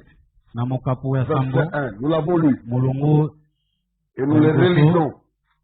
C'est la nourriture pour nos âmes. totangaki yango mpe tozali kobandela Indispensable. ezali Il y boye a ya donc na de biso telles promesses. Quelles promesses, bien-aimés? Il faut remonter au chapitre 6. esengeli kobuta kuna na mokapo ya motoba. On commence par le dire, verset 14 au verset 18. tozali na mokapo ya zomi na mine kino na zomi na sambo 2 Corinthiens 6, verset 14 à 18. bakorinthe ya mibale. Ne vous mettez pas avec les infidèles sous un joug étranger. Car, quel rapport y a-t-il entre la justice et l'iniquité? Ou qu'y a-t-il de commun entre la lumière et les ténèbres? La question est fondamentale. motuna ezali penza ya monene penza. bokangana na ekangeli na bokeseni te. esika moko na bato bazangi kondima. nzambi kokokana nini ezali kati na boyengebene mpe mabe. lisanga nini ezali kati na moi mpe molili. Voyez? Il n'y a rien de commun. eloko ekokani kuna te. Quand vous allez chez les païens et les gens qui observent des rites wana ozali païens, kokende là, epai na bapagano bato bazali ils font leur rituel de purification. kolanda lolenge na bango ya kosambela bapagano bazali na lolenge na bango ya Oh, kopetolama. l'eau bénite, mai oyo oh, epetolami. l'eau, je ne sais pas quoi là-bas, des mai histoires. oyo soki nini Pour nous, wana c'est nayebi te. Jésus-Christ. biso ezali yesu kristo. C'est à travers son corps que l'eau et l'esprit sont ezali créés. na nzela ya nzoto na ye nde mai mpe makila eye. Nous n'avons plus de bouteilles d'eau à aller acheter. tozali te na Bouteilles d'eau de l'onction Tene ya mai ya prophétique. kokende De l'onction kosomba. prophétique. Ou de kopakola na bouteilles kosakoli. d'huile achetées chez les prophètes. kosomba Arrêtez! botika makambo wana. Jésus-Christ est tout suffisant. yesu kristo akoki na mobimba. Et par la foi, tout est possible. na nzela na kondima nyonso ekoki Juste kosalema. croire en lui, tu as la solution à kaka l'école de kondima foi. na ye ozali na eyano na makambo Ça veut dire nyonso. que tout est possible à koloba celui qui nyonso ekoki croit. kosalema na moto nani azali na kondima. Pas celui qui achète une bouteille d'huile. ezali te moto azali kosomba mafuta Ou tu epai dois venir ya amener nganga un bouquet de gros chèvre comme ça. tokomema Arrêtez ce bongo ya monene métier. otika makambo wana kozimbisa wana. Par la foi, tout est réglé. nzela na kondima nyonso ezwi eyano. Et amen. Tu comprends la profondeur de toutes les ozali kososola mozindo ya nyonso ekoki kosalema na moto nani azali na kondima. Le pardon du péché est possible. kolimbisama na masumu ekoki kosalema. La rupture de tous les liens d'iniquité de vos familles est kokata ya possible. minyororo nyonso ya libota ekoki kosalema. Le brisement de la domination des envoûtements et des Kokata ya malédictions kolokama. ancestrales, c'est possible. Par la foi toujours. kaka na kondima nyonso ekoki kokatama. Oh non, yakana na makila ntaba. Ouais! La foi règle cela. kondima ekopesa yano na nyonso Jésus wana. a dit que la foi seule, la yesu foi kristo alobi kaka kondima kaka kondima. dans l'évangile kati na sango est malamu révélée la justice, c'est-à-dire par la foi. etalisami boyekebe na nzambe na Et nzela pour ya la kondima foi. mpe mpo na kondima. Rien que par la foi, kaka mpo na kondima Et na pour nzela la ya kondima foi. mpe mpo na kondima. toute la justice est révélée. boyengebeni nyonso etalisami. Pas de scénario, pas de Révélé, rituel, total, pas de amateur, cérémonie, le pas de messe. to mayangani ya bamupe Juste la kuna foi. kaka kondima. Verset 15. Quel accord y a-t-il entre Christ et Bélial? Ou quelle part a le fidèle avec l'infidèle? kokokana nini ezali na kristo mpe beliala. likabo nini ezali na mondimi mpe moto oyo azangi kondima. Quel rapport y a-t-il entre le temple de Dieu et les idoles? Car nous sommes le temple du Dieu vivant. Comme Dieu l'a dit, j'habiterai et je marcherai au milieu d'eux. Voilà les promesses dont il est parlé. tala Ça elaka commence oyo là. elobeli ebandi Il y a wana. donc de telles promesses. kozala na bilaka ya lolenge wana. Nous devons nous distinguer donc avec les païens, avec les esengeli infidèles. tokesana na bapagano na bato oyo bazangi kondima. La différence soit que totale et remarquable. kokesana esengeli ezala na La motimba différence mpe soit que ebonda mpenza. convaincante. endibisama Un mpenza. chrétien ne doit pas faire de fausses promesses. mokristo asengeli te alaka Prendre de faux engagements. Tu promets ce que tu es capable de réaliser. À coup okolaka sûr. oyo okoki C'est kosala donc tu es sûr que tu vas réaliser. oyo omoni okoki kosala C'est ce que tu vas promettre. yango nde okolaka epai ya bato. Et s'il t'arrive de ne pas tenir promesse, tu soki seras le ekomeli premier yo à aller t'exprimer. okokisa te Tu esengeli na n'attendras pas yo qu'on vienne te chercher. okende oloba La vie chrétienne, c'est ça. bomo ya mokristo ezali lolenge Une wana. vie d'honnêteté. ezali bomo ya Un chrétien bosembo. est un homme de parole. mokristo azali moto ya maloba oyo asimbaka maloba na ye. Ce n'est pas un homme de vaines paroles. azali te moto ya maloba ya pamba. Il lobela, yaka lobi na kopesa les soumis. Ay oh te lobi omoni omoni to abato en train de raconter des histoires en l'air. kolobaka makambo ya likolo likolo. Arrêtez. tika makambo La pamba vie wana chrétienne est une vie d'honnêteté. bongo ya et bokristo sérieuse. ezali bomoi ya bokonde alima Ne bongo ya promettez pas quelque chose avant que vous n'ayez l'intention sincère de kolaka eloko réaliser te cela. na ntina Et ye que vous tozala ayez étudié la capacité, votre okokoka capacité kosala yango à makoki les na yo respecter vraiment. okokoka kosala yango kolandisa makoki Le na chrétien yo ne peut pas aller s'enquêter pour des dettes. mokristo akoki te kokende Et fixer kozwa des nyongo dates kopesa dont batango il est sur lui-même qui ye le moko fera. ayebi akokoka kokokisa yango te Les escrocs peuvent le faire. bakosi bakoki kosala yango D'ici 2 semaine, vraiment d'ici 2 semaines, baposo mibale kaka vous gagnez 2 semaines à Bungi. poso mibale azali te Escroc. Il y a mokosi l'esprit d'escroquerie. Il azali na ne molimo ya kokosa azali kobika dit lolenge wana pas des escrocs. azali komipamela te Dieu sait que nous sommes humains, quoi. nzambe ayebi tozali bato Azui engagement. Bon salino. Ah bon salino. Escroc. L'esprit d'escroquerie, c'est ça. molimo ya Et il y en bokosi a même dans nos assemblées. ezali Malheureusement. kati na bangoma na biso Affaire de montage. kosala makambo Montage abondisi mensonger. asali abondisi eloko ya lokuta ya Vous monene tirez quelque chose d'un mpona frère. kobenda eloko epa ndeko Vous mobali tirez l'argent, vous tirez kobenda la vie. mbongo kobenda Vous tirez bilamba après. kobenda kozwa mwa nyongo De faire un peu crédible. nikomisa Et puis lokola après, aza moto abondi na vous nsima savez, écoutez le problème. nakutana makambo ebele Nous avons fait nini? Nzambe est mon témoin. Faute de nouvelles. kozanga mbotama na sika Et il est dit, il n'est même pas affligé. azali koloba yango atusutami na Il motema est dit, te les yeux tout secs là, azali koloba yango miso ekotala en train de faire de nouvelles fausses assurances. Vous savez, il vous rassure toujours quoi. azali kokoba Vous savez, kokosa nous croyons. oyebi kozali bandimi nzambe akoya lisungi Bien ce que le croyant, escroc. mokosi Azo escroqué, na kombo ya Zambi. azali kokosa Kombo ya na Zambi na kombo ya monoko, mais les escrocs sont semblables. azali kokosa mosalani na ye On a des fausses assurances, kopesa bilaka ya lokuta des fausses promesses. azali kolaka ya lokuta Ce n'est pas digne des chrétiens, vous devez naître de nouveau. bakristo te Il faut naître de nouveau. esengeli kobotama Quand vous naissez de nouveau, le Et puis, système de comment ça mensonge est fini. lolenge ya bokosi Le esili système de vie d'escroquerie est fini. lolenge ya kokosa bato esili bomo ya bokosi Voyez ça? Il y a même un proverbe tchadien qui dit, ezali na elobeli moko ya bato na chad balobi une âme qui s'en va avec des dettes est une âme qui souffre pour l'éternité. mwela oyo kokende na banyongo ezali mwela oyo konyokwama seko na seko Omoni ntango tokokopaka bachadien bango balobaka molimo ekufi etiki baniongo eza molimo kozwaka kimia te lifelo na lifelo lifelo na lifelo pasi na pasi mpo na libela soki bakutu bato ya mokili beyebeleko wana yo osimbaka bible oyebaka ngo te ozokozwa baengagement na église ozokozwa baengagement na bapaye kuna tu n'honores rien et puis tu continues à espérer à l'enlèvement alors que là-bas c'est des païens savent que wana bato na chad l'homme qui meurt entouré de dettes moto azali c'est un homme qui entre dans l'affaire kokufa éternelle akokende na lifelo ya moto ya libela akozwa kimia te akotikala kozwa kimia te parce que zani ngo bato kofuta akofuta mosuku ndenge nini awa sikufi mosala te salaire te eloko te sikokufi quand tu es sur la terre tu peux encore te bousculer wana oyo ozali na et mokili débrouiller attraper quelque chose aller Voilà, payer il faut réduire les faire dettes mais quand tu es mort wana tout esili s'arrête kokufa nyonso esili payez vos dettes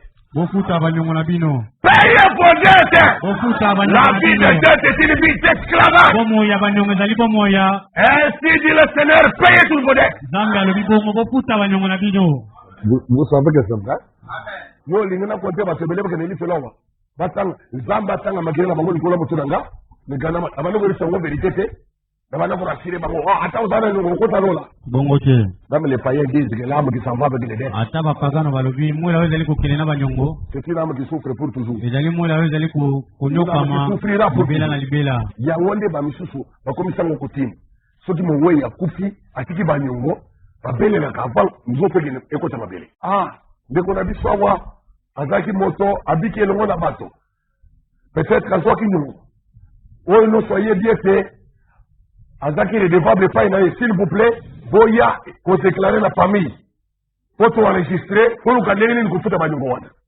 ça ce sont des familles assez cultivées qui cherchent la paix mpona molimo ya mowei na bango bomoto bafutele baniongo nyonso po ete molimo na ye epema na kimia des païens et même des catholiques le font bapagano to bamote basalaka bongo balobaka lolenge wana maloba ya lolenge wana à plusieurs deuils ngai nazalaki matanga mingi on élève les liboso ete bakende na nzoto mpona kokumba yango des oncles ou des tantes quelqu'un de sérieux prend le micro batata mwasi bikala te totongola nzoto toke kosala mabele koloba mais ndeko na biso toyebi te peut-être ayebi biso nyonso te soki azala niongo otoyebi moto azo devoir yo boya ko yebi solution monta na ndenge azo kanga timawa bazo lukele kimia mais nous autres biso ba misusu tokiparate et si tokotano la kala voyez ça kaka langage et si tokotano la kala enge voilà jugement bozeleya bokumona ilelo que Dieu a étiqueté Zambi ayokela biso mawa Frère Branham il examinait sa vie tous les jours ndeko bana mazali kotala bomo na ye il voulait être à la hauteur des Écritures. alingaki akala na musanda ya makombi je ne veux pas avoir des ennuis quand je dois traverser le Nali ko zama kambote tangu na bisila ngako kasta ya la deni. Parce que là je commence à me rappeler mais il y a une idée de moi j'ai le bilanga zena nyongo moko songolo futajite. Toi qui entres avec l'assurance d'entrer au ciel. Nous allons kota na kinyo kota na lola. Qui se tient là-bas à la porte. Moi j'attends mi wana zali ko. C'est qui? Yoko mona ona ni. Mais tu as des dettes ici. Uzana wa nyongo. Oyo ko ngani nyao. Oh ngaki bo dibe Yesu, un grand témoin, j'ai fait des miracles. Zonga. Hop là ça nous avance. Awa ba nyongo zali. Uzana ba nyongo. Uzana molongo te. Woteme. Mais je croyais que Jésus est le sang. Je croyais que Jésus est le sang. Est-ce que c'est le sang qui était allé s'endetter pour toi? Yo mokonde okendeki na vie na yo sans programme. Tu ne programmes rien. Au lieu de te contenter de ce que tu as planifié ta vie en fonction de ce que tu possèdes, tu as voulu dépenser ce que tu ne possèdes pas. En allant calculer dans les poches du voisin, les poches de ton semblable, les poches d'un frère, les poches d'une soeur. Conséquence, l'ifel. Tant qu'on casse ça, comment on est sérieux. Et qu'on comme la yo sérieux. C'est là que tu vas te souvenir de frère. Je pensais qu'il était extrémiste. Mais à ce moment-là, il n'y aura plus moyen d'arranger quoi que ce soit. Wana tango ya kubongisa eloko soki nini kozala te. Ko yindela yo kuna ozote soko pia wa, moyo ozonga koto izate, moyo kotarola izate, ezele kotika la bien moko, prison, boloko. Boloko! Or, je ne veux pas que vous en arriviez là. Renoncez à la vie des dettes. La Bible dit, contentez-vous de ce que vous avez. Planifiez votre vie, votre habillement, votre alimentation en fonction de ce que vous possédez. Soki mbongo kosoma mapeza te, pendant la belle nzambe. Au lieu qu'on soit du roi par la Tongo, on doit faire sa fausse promesse, il y a qu'un apport dans le foot. Mais tu sais dans ton cœur que l'argent pour payer les soins, il n'y en a pas. Comment tu peux lier ton âme comme ça pour la faire? En vivant dans les mensonges. On s'en compte, on sait qu'on va conseiller. On sait qu'on va tomber là, on conseille. On sait que c'est là, on conseille. Tu es en train de libérer ton âme pour la faire. Libérez-vous. C'est vraiment amen. Amen. Ça te fait du bien ou du mal? Du bien. Oh. C'est quoi si mawe ya kuinangai hein? Inosa mawe. Kuinanga pamba pona usuga yo. Hein? Et Dieu te bénisse. Zambia pambola yo. Ah, je vous aime. Hein? C'est pour ça que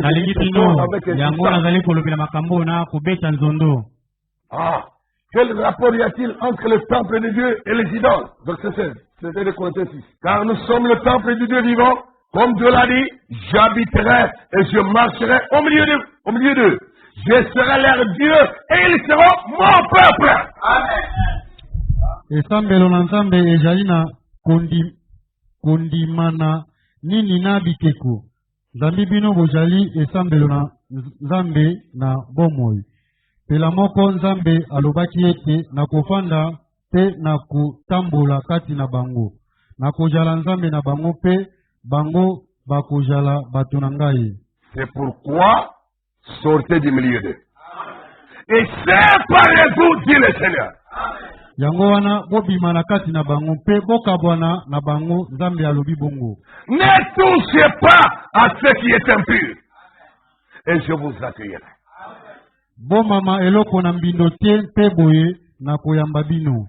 Je serai pour vous un père. Et vous serez pour moi des fils et des filles, dit le Seigneur Tout-Puissant. Nakojala tata epai na bino pe bino bokojala bana na ngai babali pe bana na ngai basi kolo na nguya nyonso alobi bongo. Et en enchaînant nous tombons au verset 1 du chapitre 7. Nakokoba tozali kokoya na. Il y a donc de telles promesses. Bien-aimés, purifions-nous de toute souillure de la chair et de l'esprit. balingani awa ezali biso na bilaka oyo tomipetola penza na mbindo yonso na nzoto mpe na molimo. Voyez les sueurs de la chair. Vous allez komona mbindo na L'autre, dans la nzoto promesse, Dieu dit, ne touchez pas à ce na elaka nzambe alobi kosimba te na oyo ezali mbindo. Pour toucher, vous utilisez les membres de votre corps. Mpona kosimba ozali kosalela binyama ya nzoto na bino Pas seulement les mains, kaka maboko te. les parties de votre corps physique. Binama ya nzoto na bino ezali komona na boye. N'est-ce pas ça? Liboko Qu'est-ce que le frère Jonas va dire? lekoyona koloba nini Il m'a touché. asimbi ngai Si je vais là, il m'a... ndeko akoloba asimbi ngai. Le toucher fonctionne partout là dans le corps. ezali kosimba komama ezali kosala na nzoto mobimba Il a utilisé ses mains ou non. asalela loboko to te Les choses qui touchent son corps. eloko nyonso ezali kosimba Soit nzoto na ye impur, oyo ezali mbindo ça peut suer ses corps. ekoki kokomisa mbindo nzoto Dieu na a ye. dit, ne touchez pas nzambe alobi kosimba à te ce qui est impur. nyonso oyo ezali mbindo. Et l'apôtre met l'accent dessus. toma azali Nous avons de telles promesses que Dieu habite lui-même parmi nous. Que Dieu devienne notre Père personnel. Et que nous soyons ses enfants vraiment. Alors, mes chers amis, baninga na purifions-nous tomipetola de toute suie na mbindo nyonso du corps de chair ya nzoto et de l'esprit. mpe ya molimo. Purifions-nous tomipetola de toute suie na mbindo nyonso de la chair ya et de nzoto l'esprit. mpe ya molimo. Voyez, il y a même un exemple de suie encore ici. bomoni ezali na ndakisa ya mbindo awa Dans Lévitique, au chapitre 15e, na lewitiko mokapo ya 15 verset 16. L'homme qui aura une pollution lavera tout son corps dans l'eau et sera impur jusqu'au soir. L'homme qui aura une pollution, un écoulement dans son corps. sokoma lome ebimi na mobali mbe akosukola nzoto na ye mobimba na mai mpe akozala mbindo kino pokwa. Qui dit Amen? Nani alobi ezali bongo? La pollution.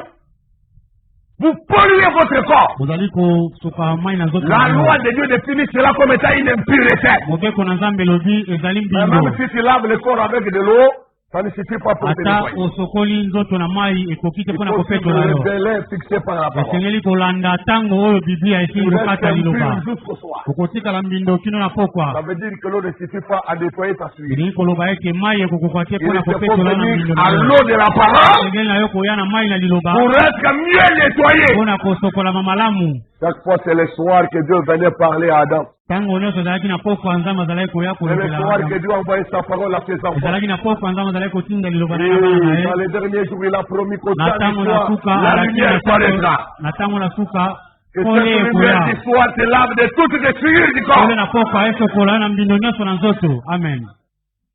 Venez encore le soir occulte, non? oye mpe na pokwa awa na C'est là où la parole est proclamée awa pour te nettoyer convenablement. tatolama mpona e Alors, eketola la na réunion mopepa. du soir, il ne faut pas la rater pour rester fixé à la télévision.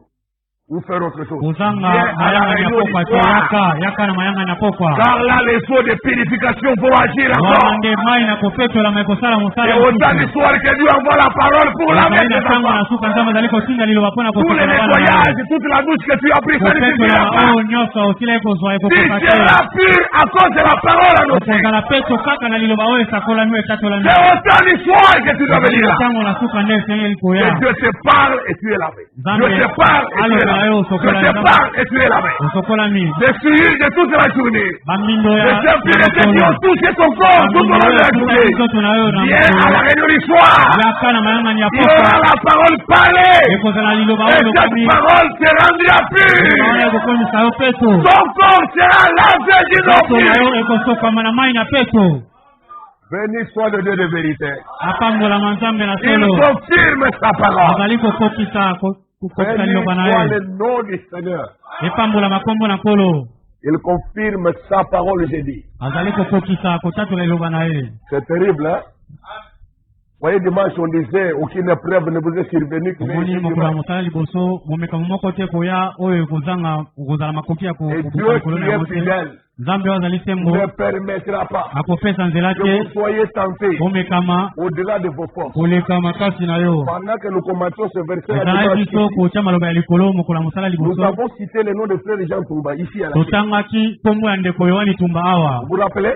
Uzali kubanzela. Or, pendant la prédication là, Na la wana pâtisserie était en train de prendre feu. Dans le même moment où nous étions en train de natango wana tuzali koloba bongo isika asalaka mosala na ye ya mapa ezwaki moto. Et son téléphone était injoignable à cause du culte. Les gens ont essayé de l'appeler. Il était ici au service divin. Sa pâtisserie en train de brûler là-bas. Ici à Motel Fiki. Le dimanche, Mokolo ya mosala on a dit que liboso. le feu commençait autour de 10 heures. Balobi ete moto ebandaki na mokolo ya Ça a mosala. brûlé là-bas, ça a brûlé. On a cité son nom. Tosile kotanga kombo na ye awa. C'est Dieu qui voit toutes choses. Nzambe azali komona makambo maso. Vous ne serez pas tenté au-delà de vos forces. Okomekama koleka makasi na yo te. Peux-tu expliquer ça? Okoki kolimbola yango. Maintenant, il sort après, on l'appelle. Abimi na nsima babengi ye. Bien constaté. Tout calciné. Aye kosala nyonso eziki. Là où il fabriquait les védanes et tout ça. Wana azalaki kosala mosala na ye. Dieu reste Dieu. Nzambe atikali Nzambe. Il fait rien au hasard. Ni pour rien. Asalaka eloko moko te na pamba. Tout ce qui vous arrive, il connaît. Nyonso ezali kokomela yo ayebi yango. Même si toi tu es surpris, lui il est au courant. Ata yo oyebi te kasi asili koyeba nyonso. Voyez, c'est comme si avant qu'il affronte, que le frère n'affronte cette situation, Dieu l'a rechargé ici. Esengelaki ete liboso ete ndeko akutana na likambo wana Nzambe asili Quand kopesa yango yawa. quand il va voir cette nouvelle les après-midi, Ntango akei komona une makambo force wana lui était déjà chargée. esilaki ye kozwa nguya En awa. plein service. Awa esila na esika ya Pour mosala affronter ça, na kokutana na il likambo n'est pas wana piqué une crise de mourir prématurément. akufa te na mbala kaka Mais boye. supporté, et il est là dans ça. azali awa na kati na biso. Je n'ai pas appris qu'on est allé les réfugier à l'hôpital à cause de ce qui est nayoki arrivé. te asilai C'était trop kokende grave. bazongisa ye mai. Pourquoi? Mpona nini? Parce qu'avant que la tentation ne vienne, Dieu lui avait donné une liboso force ete komekama eya Nzambe asilai kopesa ye nguya awa pour makasi. supporter et sortir de là. ayika mpiko mpe abima Et il molongo en kati na yango. sortira certainement. akobima ya solo mpenza. Parce que la parole même a parlé de lui nommément. liloba esili koloba na ye ntangi na nkombo na ye. Regardez les choses très simples. tala makambo ya pete mpenza. La même parole a parlé aussi de toi. liloba moko esilai kolobela mpe na ntina na yo. Tu ne seras pas tenté au-delà de tes forces. okomekama te koleka makasi na yo. Ah! Tu crois vraiment? ozali kondima mpenza. Alors, celui qui aura une pollution ici. Voilà. Pollution. moto oyo akopolisa Lisez ce qui est écrit. soko malome ebimi na mobali mpe akosukola nzoto na ye mobima na mai mpe Du coup, là, avec le corps dans l'église. mbindo kino pokwa. Et ces hommes qui dorment, ils se réveillent, les pantalons mouillés. bato oyo balalaka mpe asili kosutuka boye bilamba na ye esili kopola. Tu es impur. na momoto ya mibali ozali Donc, biso. même tu masturbes pour se fier toujours. lisusu basalaka yango bango moko. Quand tu fais ça, ntango esili okosala d'après la loi, c'est une impureté. kolandisa mobeko ozali mbindo. L'eau ne suffira pas pour te laver. mai ekokoka te mpo na kosokola yo. L'eau ne suffira pas pour te rendre mai pur. ekokoka te mpo na kokomisa yo Il peto. faut la parole du soir. esengeli loba na pokwa. Il te faut le message du soir. esengeli yo sango na pokwa. amen. Et l'on dit, verset 17, tout vêtement et toute peau qui en seront atteints seront lavés dans l'eau et seront impurs jusqu'au soir toujours. bilamba yonso mpe mposo yonso oyo malome makwei na yango ikosukolama na mai mpe ikozala mbindo kino pokwa. Si une femme a couché avec un seul homme, ils se laveront l'un et l'autre. Ils seront impurs jusqu'au soir. L'eau ne suffit pas. mai ekoki te. L'eau naturelle ne suffit pas pour laver. mai oyo ya biso ekokoka te. Voilà pourquoi on a compris que l'eau de baptême n'est pas le lavage des souillures. tala ntina tosokoli mai na kobatisama ezali kosokolama mbindo te ekokoka te.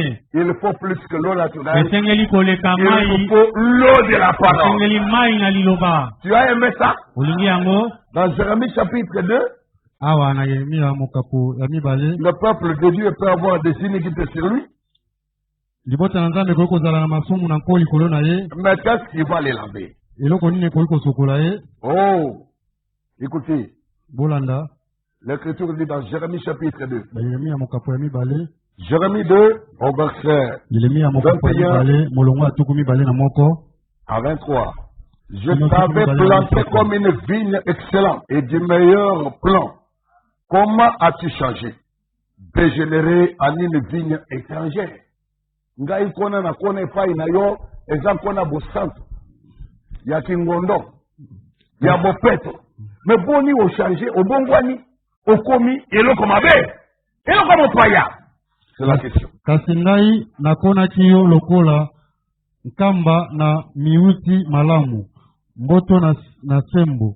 Nzela nini koto obongwani kona na mpamba?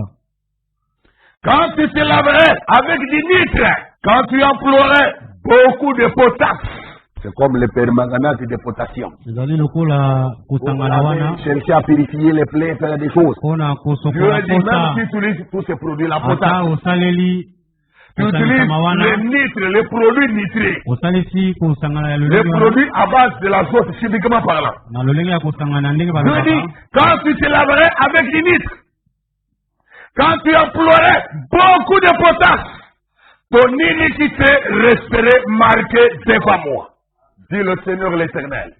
Donc, ni l'eau naturelle, ata mai ya ni les produits nitrés, ata ni bakusangisa mawana les produits à base potassique ata bakusangisa ya lolenge ne wana peuvent pas suffire à nettoyer tes ekokoka péchés. te mpona kosokola masumu na yo. Est-ce que tu prends conscience? ozali kozwa Il bososoli te faut plus que tous ces produits chimiques. esengeli okoleka Il te kosangisa faut plus que manyonso tous ces wana produits naturels. kosangisa Il manyonso te wana faut seulement l'eau de la parole. esengeli kaka mai na liloba. Oh, ça c'est un Nzambi signe de ata wana elobi kolo Nzambi ata okomi sukola na putulu na moto pe okokamata sabuni mingi masumu na yo ijali liboso na ngai kolo yawe alobi bongo. Hein? Dans ma tête aussi savon. Ata osili kozwa sabuni Il faut plus que ça. esengeli koleka wana Et c'est l'eau de la parole. ezali mai na liloba. Comment dirais-tu? Je ne suis point souillé. Je ne suis point allé après les balles. Regarde tes pas dans la vallée. Reconnais ce que tu as fait. Dromadaire à la course légère et vagabonde. okoloba boni ete nabebisami te nakei nsima na balala te tala nzela na yo na lobwaku oyeba makambo masali yo ozali elenge na kamele na bango oyo atamboli na nzela na ye. Reconnais ce que tu as fait. Leba oyo osali sokola osali Confesse tes péchés. lela mabe na yo Il ne faut pas yambola commencer à dire que je n'ai pas fait. koloba te ete Parce que nasali tout ça, te tu es allé utiliser un produit nitré, nyonso wana okei kosalela kosangisama osokolami na yango ça ne suffit pas. ekoki te. Dieu continue à voir le mal. Nzambe azisili komona kaka mabe likolo Même na le yo. permanganate de potassium là Ata ozi ne kosangisa peut pas effacer tes péchés. ekoki kolongola Même masumu quand na tu yo te. utilises ça dans ton corps, Ata ozali les kosalela souillures nzoto seront na yo, toujours visibles devant Dieu. bindo ekomonana kaka liboso na Tu Nzambe. dis Amen. Nana lobi ezali Prenez bongo. conscience que rien ne vaut le sang de Jésus-Christ. bososola ete libanda na makila na yesu eloko mosusu Rien ne ekoki te. vaut l'eau de la parole de vérité. libanda ya mai ya solo ya liloba eloko mosusu ekoki C'est un te. produit de grand prix que Dieu nous a donné. ezali eloko ya motuya ya monene oyo Nzambe apesi biso. Ne sous-estimez ça. komona yango pamba te. Ne sous-utilisez pas non plus. komona yango te pamba. Utilisez-les comme il se doit. salela yango na lolenge ebongi. Et vous aurez les bons résultats. okozala na yano malamu. Dans Job chapitre 9, na yobo mokapo ya libwa regardez comment c'est écrit encore là. botala lokola ekomami. Job 9, verset yobo 20, mokapo ya libwa molongo ya tuku mibale verset 20 à 31. tuku Il dit, mibale kino na tuku Si mitatu je juste, moko. ma bouche me condamnera. Si j'innocent, il me déclarera coupable. Tu ne peux pas t'innocenter toi-même. okoki komikomisa Alors, boyebisa inutile de mote te justifier komilongisa te lorsque tu es accusé. wana yo lorsque esili tu es okofundama yo bazali kokamela Reconnais yo seulement ce que tu as fait. yeba kaka oyo osali. Amen. Ah. Parce que certains seront attachés à te justifier. kolukaka Tu ne komilongisa fais que confirmer tes impuretés. ozali kokoba kotatola bindo na yo. Remets ton sort à Dieu. zongisa likambo na epai Même na quand les Nzambe. hommes te reprochent, ata bato bazali kokamela yo soumets-toi à Dieu. mipesa epai na Nzambe. C'est Amen. Ah. Il a dit, si je suis juste, ma bouche me condamnera. Si je suis innocent, il me déclarera coupable. Parce que Dieu est plus grand que notre cœur. Nzambe azali monene koleka motema na biso. Innocent, je le suis. Mais je ne tiens pas à la vie, je méprise mon existence. Qu'importe après tout, car j'ose le dire, il détruit l'innocent comme les coupables. Si dis-moi le fléau donnait soudain la mort, mais il sérit des épreuves de l'innocent. Dieu sérit des épreuves de l'innocent. La terre est livrée aux mains de l'impie, et il voile la face des juges. Si ce n'est pas lui, qui est-ce donc? Mes jours sont plus rapides qu'un courrier. Il fuit sans avoir vu le bonheur. Il passe comme les navires des gens. comme l'aigle qui fond sur la proie. Si je dis, je vais oublier mes souffrances, laisser ma tristesse, reprendre courage, je suis effrayé de toutes mes douleurs, je sais que tu ne me tiendras pas pour innocent. Je serai jugé coupable. Pourquoi me fatiguer en vain? Quand je me laverai dans la neige, quand je purifierai mes mains avec du savon, tu me plongerai dans la fange et mes vêtements mourraient en horreur. Il n'est pas un homme comme moi pour que je lui réponde, pour que nous allions ensemble en justice. Il n'y a pas entre nous d'arbitre qui pose sa main sur nous deux. Êtes-vous là? Voilà Dieu. Même si tu veux penser, j'ai raison, allons devant Dieu. Mais si tu es arbitre entre toi et Dieu, il n'y a pas d'arbitre. C'est Dieu le souverain juge. Lui peut innocenter, il peut culpabiliser. Alors, ça ne sert à rien de t'innocenter toi-même. Ça ne sert à rien de te justifier toi-même. La Bible dit qui accusera les élus de Dieu? C'est le Tout-Puissant qui justifie. Ta justification doit venir de Dieu seul. Et lorsqu'il est dit purifions-nous de toute souillure de la chair, mais tu vas te purifier avec quoi? Avec du savon? Avec de la neige? L'Écriture répond, ça ne suffirait pas à calmer Dieu. Utilise toute la neige que tu veux pour blanchir. Utilise tous les meilleurs savons que tu veux pour purifier la réponse. Dieu aura toujours les yeux fixés sur tes péchés.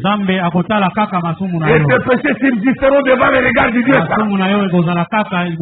Ni les savons, ni la neige ne peuvent rien y changer. Ni l'eau naturelle ne peut rien y changer. Ni les produits nitrés, ça ne peut rien changer. Ni les produits potassiques ne peuvent rien changer à cela. Même la soude caustique que vous utilisez là. Même le vinaigre que vous pouvez utiliser pour déboucher les tuyauteries et tout. Ça ne peut pas purifier tes souillures. Mes chers amis, confiez-vous uniquement dans les eaux de la parole. Purifions-nous uniquement avec l'eau de la parole. Alors quand on a dit purifions-nous, ne va pas recourir aux méthodes d'hommes, aux rituels d'hommes, aux coutumes d'hommes. Viens seulement à la parole. Dis toujours tel que je suis sans rien. Je me compte que c'est ce que tu as dit. Tes paroles sont la vie pour mon âme. Dans Michée au chapitre 6e, il est dit ceci,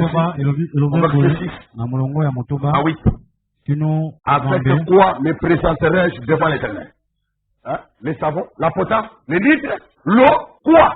C'est la question. Avec quoi me présenterai-je devant l'Éternel? Pour m'humilier devant le Dieu très haut. Me présenterai-je avec des holocaustes, avec des veaux d'un an? L'Éternel agréera-t-il des milliers de béliers, des milliards de torrents d'huile? Donnerai-je pour mes transgressions mon premier-né, pour le péché de mon âme, le fruit de mes entrailles? On t'a fait connaître, homme, ce qu'il y a bien. Est-ce que l'Éternel demande de toi? C'est que tu pratiques la justice, que tu aimes la miséricorde et que tu marches humblement avec ton Dieu. Est-ce que tout ceci est clair? Humiliez-vous devant la parole de vérité. Disposez-vous à pratiquer la vérité de la parole. Et ça m'a cambo sabunité. Il y a potasse, il y a nitre, eau de javel, maïs par robinet, attends, on pire en mobilité. Humiliez-vous seulement devant l'eau de la parole. Et à travers le corps parole Jésus-Christ, nous avons eu l'eau et l'esprit. Nous avons de quoi nous laver. Nous purifier de toutes nos souillures. Et nos corps doivent être lavés par l'eau de la parole. Et nous serons débarrassés de toute culpabilité. tokozala mutika na kokwesama Nous nyonso serons pardonnés de tous nos péchés. tokolimbisama na masumu na biso manso Le châtiment qui nous donne la paix était déjà tombé sur Jésus-Christ. etumbu oyo opesa biso ekweyaki likolo na ye yesu Et il kristo est ressuscité pour notre justice. asekwi mpo na kolongisama na biso Et nous croyons dans sa résurrection tozali kondima na pour kopesa na être ye justifiés. mpo na kolongisama ezali solo C'est merveilleux, n'est-ce pas? ezali malamu mingi C'est que pour le plan, la parole est merveilleuse. na nzela na mobimba na yango liloba ezali Alors, qu'est-ce que la parole nous recommande? Je termine ici. liloba ezali kopesa biso Osée chapitre 14. Osée 14, versets 1 et 2. oze mokapo ya zomi na mine Israël retient à l'éternel ton Dieu. Aucun ne se confie dans ma produit ou en attiré. Ou une spécialité témoignage malade. israele ebutwa epai na yawe nzambe na yo Israël revient à l'éternel ton Dieu. israele ebutwa epai na Car nzambe il est na yo. tombé par ton iniquité. Apportez avec vous les paroles. po ete Nzamba seri makambo mosusu te ntango oyebi liboso na nzambe oyo nani ntaba soso ya pembe ntaba ya mokuse ya monene ya mobali to ya mwasi pas tout ça. nyonso wana te Apportez avec vous des paroles. yaka kaka na maloba Il vous envoie les eaux de la parole. Azali Il vous kotuna demande bino de lui parler mai selon koloba. sa parole. azali koloba kolobela ye kolandisa liloba na ye Apportez avec vous des paroles et revenez à l'éternel. Dites-lui, pardonne toutes les iniquités et reçois-nous favorablement. Nous t'offrirons au lieu des taureaux l'hommage de nos lèvres. Mbebu na biso ne kolobela yo. Olie komelo bangombe mibali. Yango te kopetola biso. Kaka mbebu na biso. Esakola maloba ekopesa lokomo. bokumba maloba na bino elongo mpe bobongwana epai na yawe boloba na ye ete longola mabe nyonso yamba oyo ezali malamu boye tokopesa mbuma na bibebu na biso. Verset 3. La Syrienne ne sauvera pas. Nous ne monterons pas sur des chevaux. Et nous ne dirons plus à l'ouvrage de nos mains, notre Dieu, car c'est auprès de toi que l'orphelin trouve compassion. asulia akobebisa biso te tokotambola likolo na mbalata te lokola lisusu te ete nzambe na biso epai na mosala na mboko na biso etike na tata akozwa mawa epai na yo. C'est auprès de Dieu qu'il y a le vrai Dieu. ezali epai na Auprès de nzambe lui seul que l'orphelin trouve compassion. mokufeli nde azali kozwa C'est la mawa parole. ezali liloba Pour être purifié, mpona kopetolama uniquement les eaux de la parole. kaka mai na liloba C'est démontré Bible à main. elakisami biblia na Vous maboko voyez que tous les autres produits que vous pouvez connaître là, biloko mbiso oyo la Bible en a déjà tokokolela parlé. biblia elobi Ça ne peut yango pas te purifier de tes iniquités. ekoki kopetola lisumu na nko na yo Il te avait tes péchés. to masumu na Il yo ôtait les sueurs de ton to corps. kolongola mbindo ya nzoto na yo Il n'y a que l'eau pure de la parole. ezali kaka mai na peto ya liloba Et vous devez l'entendre régulièrement. esengeli koyoka yango Car mbala nous mingi sommes dans un monde des impurs. tozali na mokili oyo ya bato na Et nos mbindo lèvres se fuient si facilement. Et bibeko na le biso péché ezali nous kokoma enveloppe mbindo si facilement. Venez toujours à l'éternel. boyaka Apportez avec vous les paroles de confession, les paroles de repentance, les paroles d'humilité. Et Dieu vous pardonnera vos iniquités. Il pardonnera vos péchés. Il lavera vos sueurs. Il effacera vos péchés. akolongola masumu na bino Il est fidèle. azali sembo Il est vivant. azali na bomoi Et béni soit son nom. kombo na ye pambolama Nous debout pour la prière. totelema mpona kosambela Yesu na makila na yo petola motema nga kulu lopela ngaite lisusu olingi kosokolanga natamboli pa mamosi kase opyange ngailisu yokotala na yeko gomama solo na mawa na ekoloso motema tema na pe Alléluia, mon Emanafe, Nasakame, Nasakolame, Mobema, Salanama, Kilana, Yankolo, Motema, Mo, Emanafe, Alléluia, mon Emanafe, Nasakolame, Mobema, Salanama, Kilana, Yonkolo. Croix seulement 144, plus blanc que la neige. Béni soit la fontaine des sangs, révélée au monde des pécheurs. Béni soit le chef, Fils de Dieu, qui guérit par ses maîtrises. J'ai loin de sa bergère.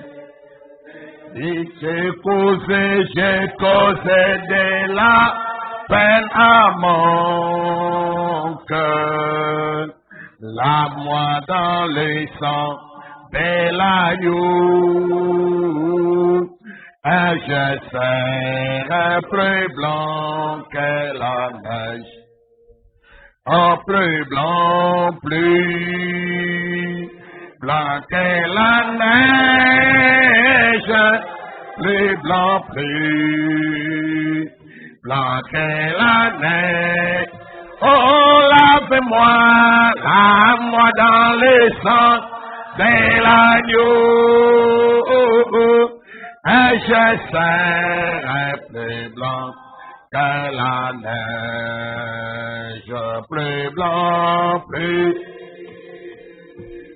que la neige, oh, plus blanc que la neige. Oh, lave-moi dans le sang de l'agneau, et je serai plus blanc que la neige. Oh Père, j'irai loin de toi, souvent mon cœur s'est égaré. Quelle parole d'humilité. Mes péchés sont rouges, cramoisis. L'eau ne peut pas les nettoyer. L'eau ne peut pas les nettoyer. Jésus, à ta fontaine. Mais content que c'est ta promesse. Ou lave-moi par ton divin lac. Lave-moi par la parole. Un plus blanc que la neige, plus blanc que la neige. Alléluia, plus blanc que la neige. Oh, lave-moi dans le sang de l'agneau, et je serai plus blanc que la neige, plus blanc que la neige.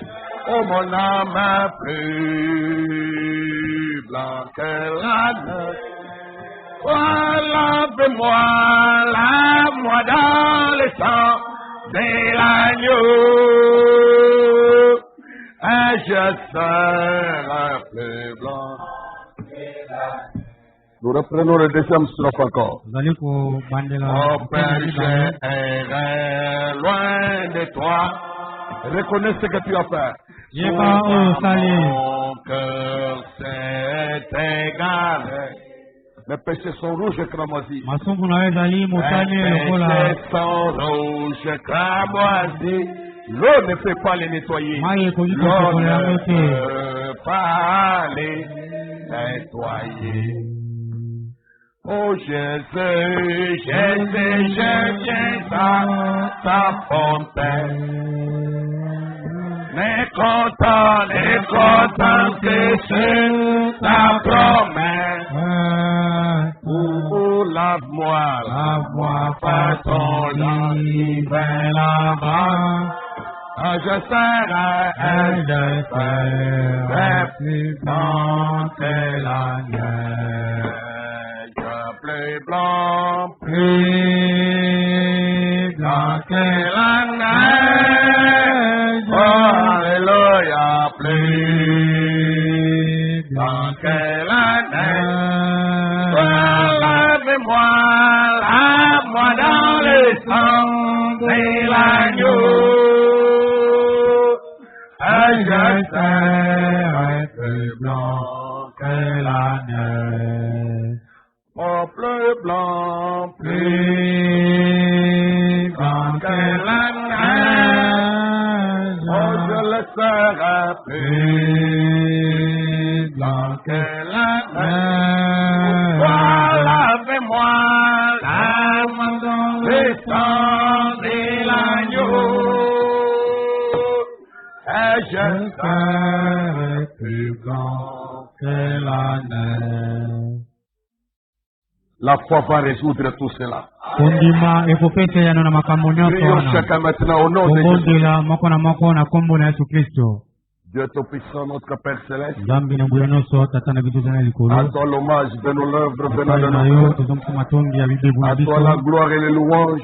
Tembo masanjoli Jéhovah epai na yo. Jireh, Yo Jehova Dieu Jireh. qui pourvoit à ton Zambi yo besoin. azali kokokisa libongiseli Tu as biso pris nyonso. soin de pourvoir à l'eau de la Okateli parole, kopesa biso mai na l'eau liloba. de purification pour les Mai na filles du corps. kopetolama mpona mbindo ya Tout ce qui nzoto. touche nos corps. Nyonso ezali kotuta nzoto na biso. Essuyez cela. Ozali Tu as l'eau de vie, ozali na mai la ya bomba. parole puissante, Liloba ya nguya. par laquelle tu as créé toutes choses. Nzela yango osili kosala Elle qui makambo peut nyonso. transformer toutes Yango ekoki choses. kobongola makambo nyonso. Transformer toute personne. Kobongola moto Il y a la nyonso. foi en elle. Ezali na kondima kati Tu ya as pourvu à cela opesi yango pour que nous soyons secourus. mpona toya na lisungi na Béni biso. soit ton nom, Seigneur. Epambola makombo na Alors que yo. tu nous as donné ce grand privilège, Wana opesi biso litomba nous monene voulons oyo. en profiter, Tolingi en bénéficier, kozala yango. en jouir vraiment, Kozala na yango y mpenza. participer Kozala na kati na autant yango. de fois que possible. Bambala oyo tokoki. Déverse tes saisons sur chacun Soka mai wana likolo na moko na moko. et que chacun me retourne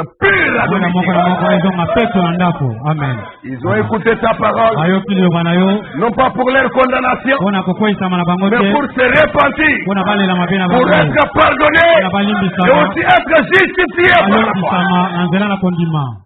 Qu'il en soit ici au nom Ezala de Jésus. bongo na kombo na Yesu Kristo. Prends soin de chaque âme. Batelami na moko na Bénis la moko. réunion de demain.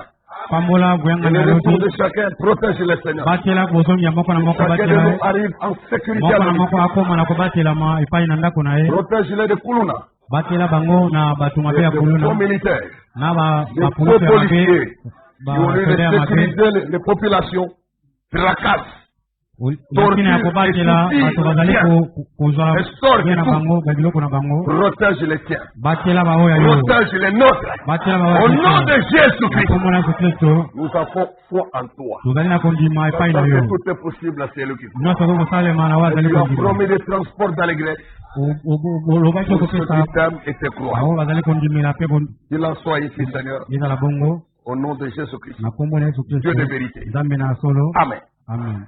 Veuillez vous asseoir Bokoki kovanda. et que Dieu vous bénisse. Nzambe apambola bino.